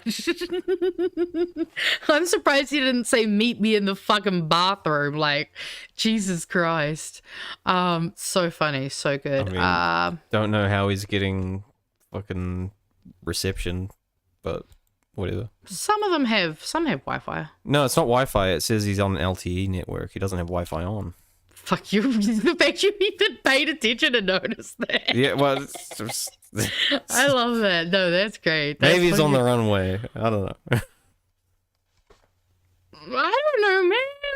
I don't try to hook up with people that are on the plane I'm on. Like, I just can't relate. Do you know why you're not allowed to have... No. I was just going to make a little... so essentially, if you put... The reason they make you put your cell phone into flight mode and not have the signal on, it's not actually anything to do with interfering in the flight. There's actually no aviation regulations that even say they have to do it. So there's no rule according to aviation they're following. It's actually a rule, at least in the US, with I think some kind of legislation or body that regulates signals. And essentially, because what it does, if you have like hundreds of people on a plane at once and they're all trying to connect to a cell tower, what it does is it becomes a giant fucking signal jammer. Huh. Yeah, so it's essentially what it becomes. So yeah, if everyone leaves their cell on outside of flight mode, that's what happens, and it would go fuck up all the cell towers and people would get their reception all fucked up. Essentially, so that's why you do it. It's nothing to do with like fucking up the flight. It's not like a danger, at least in that respect. Yeah, fun fact. Also, I love the analysis we're getting on this meme. So I got told to look at the timestamps. So we could. It was set at 5:23 a.m. and this is at 7 a.m. Like maybe it came in a little late. I don't know. Maybe. Fucking let's analyze this meme, right? It's true. All right. Oh wait, no, I wanted to do the meme first. Yes, we'll do the meme first. I just thought this was funny. I mean, I feel like this could be fucking done for a lot of things. My God. It is. It's a very popular meme. I love this meme. Mm-hmm. And then I see dogs. I don't know what they're doing, but I'm. I know this one just made me feel good. So it's a nice little feel good thing. Always down for dogs.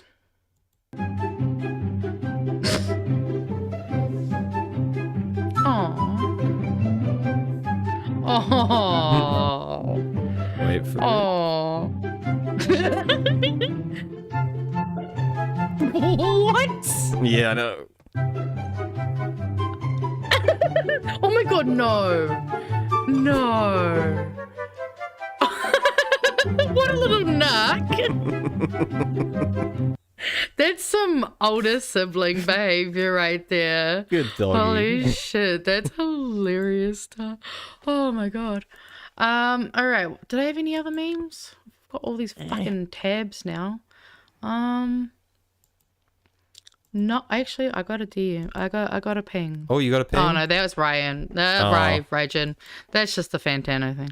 But no, I think.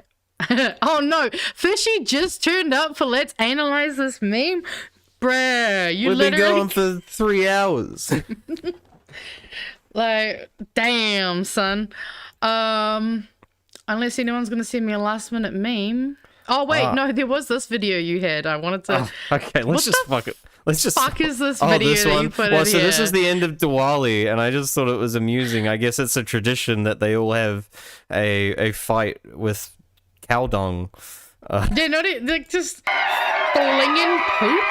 I don't. Oh my god! What the? Why are they so happy? Apparently it's something to do with one of the gods that was birthed from cow shit, I believe. Yeah. Bro, that looks like just mud and clay. That doesn't even look like poop. Like They're I can't. all so happy. I just. There you go. Barishwa was born in the cow dung. So. I really wish I played the dogs after this now. Someone, please. At the end of the send me a day, meme. we're just shit flinging apes. We still are. I mean, that really is fucking. Oh my god. Again, I'm also just like, how did they get all of that? Where did it all come from? Like, who's collecting it? I don't know, but we're watching something about Xi Jinping right now. Sorry. Did it auto play out? Whoops. Yay, Xi Jinping. God, our YouTube algorithm's gonna be so fucked. Us nothing but political shit. That's all it is. And BB no money. And BB no money. I mean, and Cats. That's the other thing. Cats. Yeah. Oh yeah. Or You and your musicals. fucking Cats the musical. I got Shrek the musical on there actually. That was a fucking bop. Nice. Yeah, I listened to that. I actually want to watch Shrek the musical, unironically, not gonna lie. But Stimulate your senses. how it feels to chew 5 cum. Oh, I actually bought some 5 gum the other day because I just was at the supermarket and I was like, I want some gum. And then I saw the 5 gum and I just heard how it feels to chew 5 gum. And I was like, yep, you know what? That's a bit of a I haven't felt nostalgia that in a hit for while. me too. Oh, I had a friend back in intermediate and yeah, I think going into no, he went to another high school, but intermediate, his dad worked for Wrigley's, so he just non-stop have fucking gum. Hell and so yeah. I just go to him and be like, hey, you got some gum for me? And he's like, yeah, here you go. So he just gave me free gum all the time. Fuck yeah. What a Yeah. random, like, a hookup. But I know. also, hell yeah, free know. gum. It was sick. Fuck, you would have been, you would have been so popular at school. No. Did you guys have the thing where people would be like, you open some chewing gum and it'd be like, oh, can I have some? Or is that just like a North Is that Island just a thing in general? I don't know. You're from South Island. You guys are weird down there. I don't know what the fuck you get up to. No, Like- no, you're right to be concerned. Exactly, We're exactly. a solitary folk. So I assume the same happens, but whoever has the guns probably like, nah, fuck off. Nah, I come from a, oh, can I have some? Can I have some? Kind of place. Yeah. Anyway. All right. Apparently, Shrek the Musical was awful. Is it? Okay. Well, Honestly, I could believe that. I don't know. What if everything's a musical these days? Matcha is Shrek's ashes. That's fucking hilarious. I'm stealing that. I loved how they used to call Duterte, the former like gang fucking the leader of Philippines. They called his daughter Fiona because she looked like Fiona from Shrek. Oh, that's mean. I mean, well, I'm I guessing you thought it was mean funny. like post-transformation Fiona and not pre-transformation Fiona. Yeah, no, Yeah. the Shrek one. Yeah, Yeah, the ogre the ogre, version. ogre Fiona. Yeah, there you go. Yeah. And when my friend told me that, I looked her up and I said, "Oh my god, she does look like Fiona." Wait a minute. Okay. We're What? after 11. This is Oh my after goodness. Dark Thoughts. Does that make Fiona transracial? After Dark Thoughts. Yeah, does that make Fiona transracial or trans? Because yeah, we would consider ogre would be like a race. I Would be a guess so. species. Or trans species. Trans species, yeah. Yeah. Trans species, yeah. Oh my god, we got another one going in. No, Holy what the? You got 3 hours of show to catch up on. Right, What's going on here? To be fair, I think Vampire Matt started at the beginning, so he has no idea. But he'll hear his name once he gets through it. But Anyway. Kilda, welcome. We're sorry to leave you so soon. Go back and listen to the video about BB No Money and the analysis as him as a drag king. I think you'll like it. Yeah. And go watch the thing about the White House posting titties on their page. Yes, we had trans girls' titties, so, you know, if you want to see T-girl titties, go on. It was an exciting show. We had a lot done tonight. It was great. We could take our time, discuss it. Thank you guys for coming out tonight, but it's Appreciate probably... you all hanging. Yeah, good time to bookend it. And we've had very, very solid, steady viewership the entire time. So much appreciated. Thank you guys for sticking around. Appreciate you guys hanging out with us on your public holiday. Yeah. And hopefully if you have any work or things you got to do tomorrow, good luck, travel safe, have good sleep and all that fun stuff. I am sitting here and I swear to God, my butt's getting sweaty. All this yeah, honestly, down. I really need a piss, not gonna lie. I've been sitting here like, whoo, fuck, am I gonna have to duck out in the middle of the show to go pee? I've never had to do that yet. I've never done it yet. Not yet. Not yet. All right. But well, listen. So this is just a visualizer. This isn't a proper video, but this is from BB No Money's new album, which I highly recommend you go listen to because it's really fucking good. Anything else you wanna? Peace and love, and stay vigilant. Keep your eyes peeled on everything going on. And come back here for a nice summary of the previous week. Yeah, coming out with us again next Monday. Exactly. Coming out with me on Friday too, because I'm good. Oh, actually, you guys can have it. Should I tell them what I'm gonna do for my Halloween?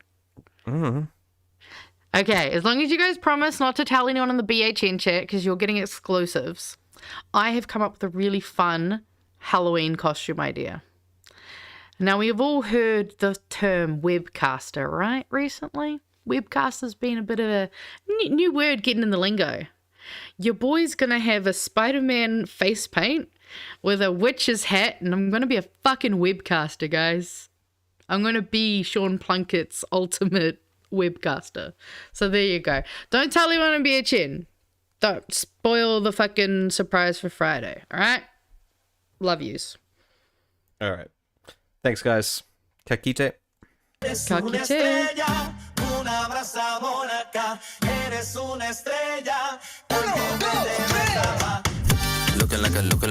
like a star. Mr. Worldwide, I'm spreading like SARS. Swinging in the club with your birdie, no par. Shake and move fast, so show me that scar. It's a hit when I use this flow. Mama see from Mexico.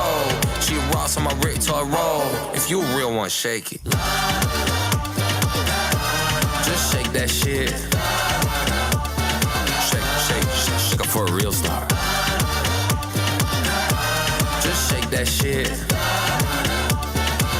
Shake up for a real star. Money went Shrek cause her ass so fat. Yeah, I'm up in the swamp, yeah, I'm feeling like donkey. I don't really know what you think I said, but I'm talking my shit cause I'm feeling really raunchy. Big ass ring with a big ass clock. Got some big ass things I ain't never told a Glock. Big ass whip with some big ass rings. Big boss shit, only talking about AMs.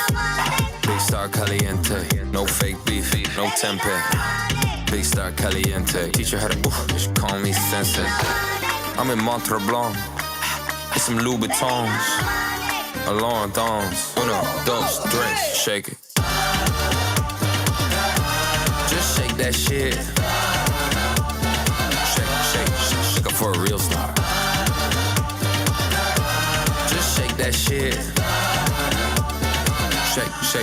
Shake up for a real star. Senorita, nice to meet you. Yes, I got a thing for hot Latinas. Got my boys in town, so bring your chicas. Let's play spin the bottle, Casamigas, yeah. I'm a pitch of TP, that's a repeat. She can shake it in my face like with Kishi. Double-breasted with a CC. Boy, clean up nice like a squeegee. That's my name, don't wear it out. Got a big new necklace, carry it out. I'm a movie, Paramount. 100K for a show, that's a fair amount. Why you talking about that old money? We ain't talking about that bullshit. Should be talking about that mean money. Oh no, does, three, shake it. Just shake that shit. Shake up for a real star. Just shake that shit. Shake up for a real star.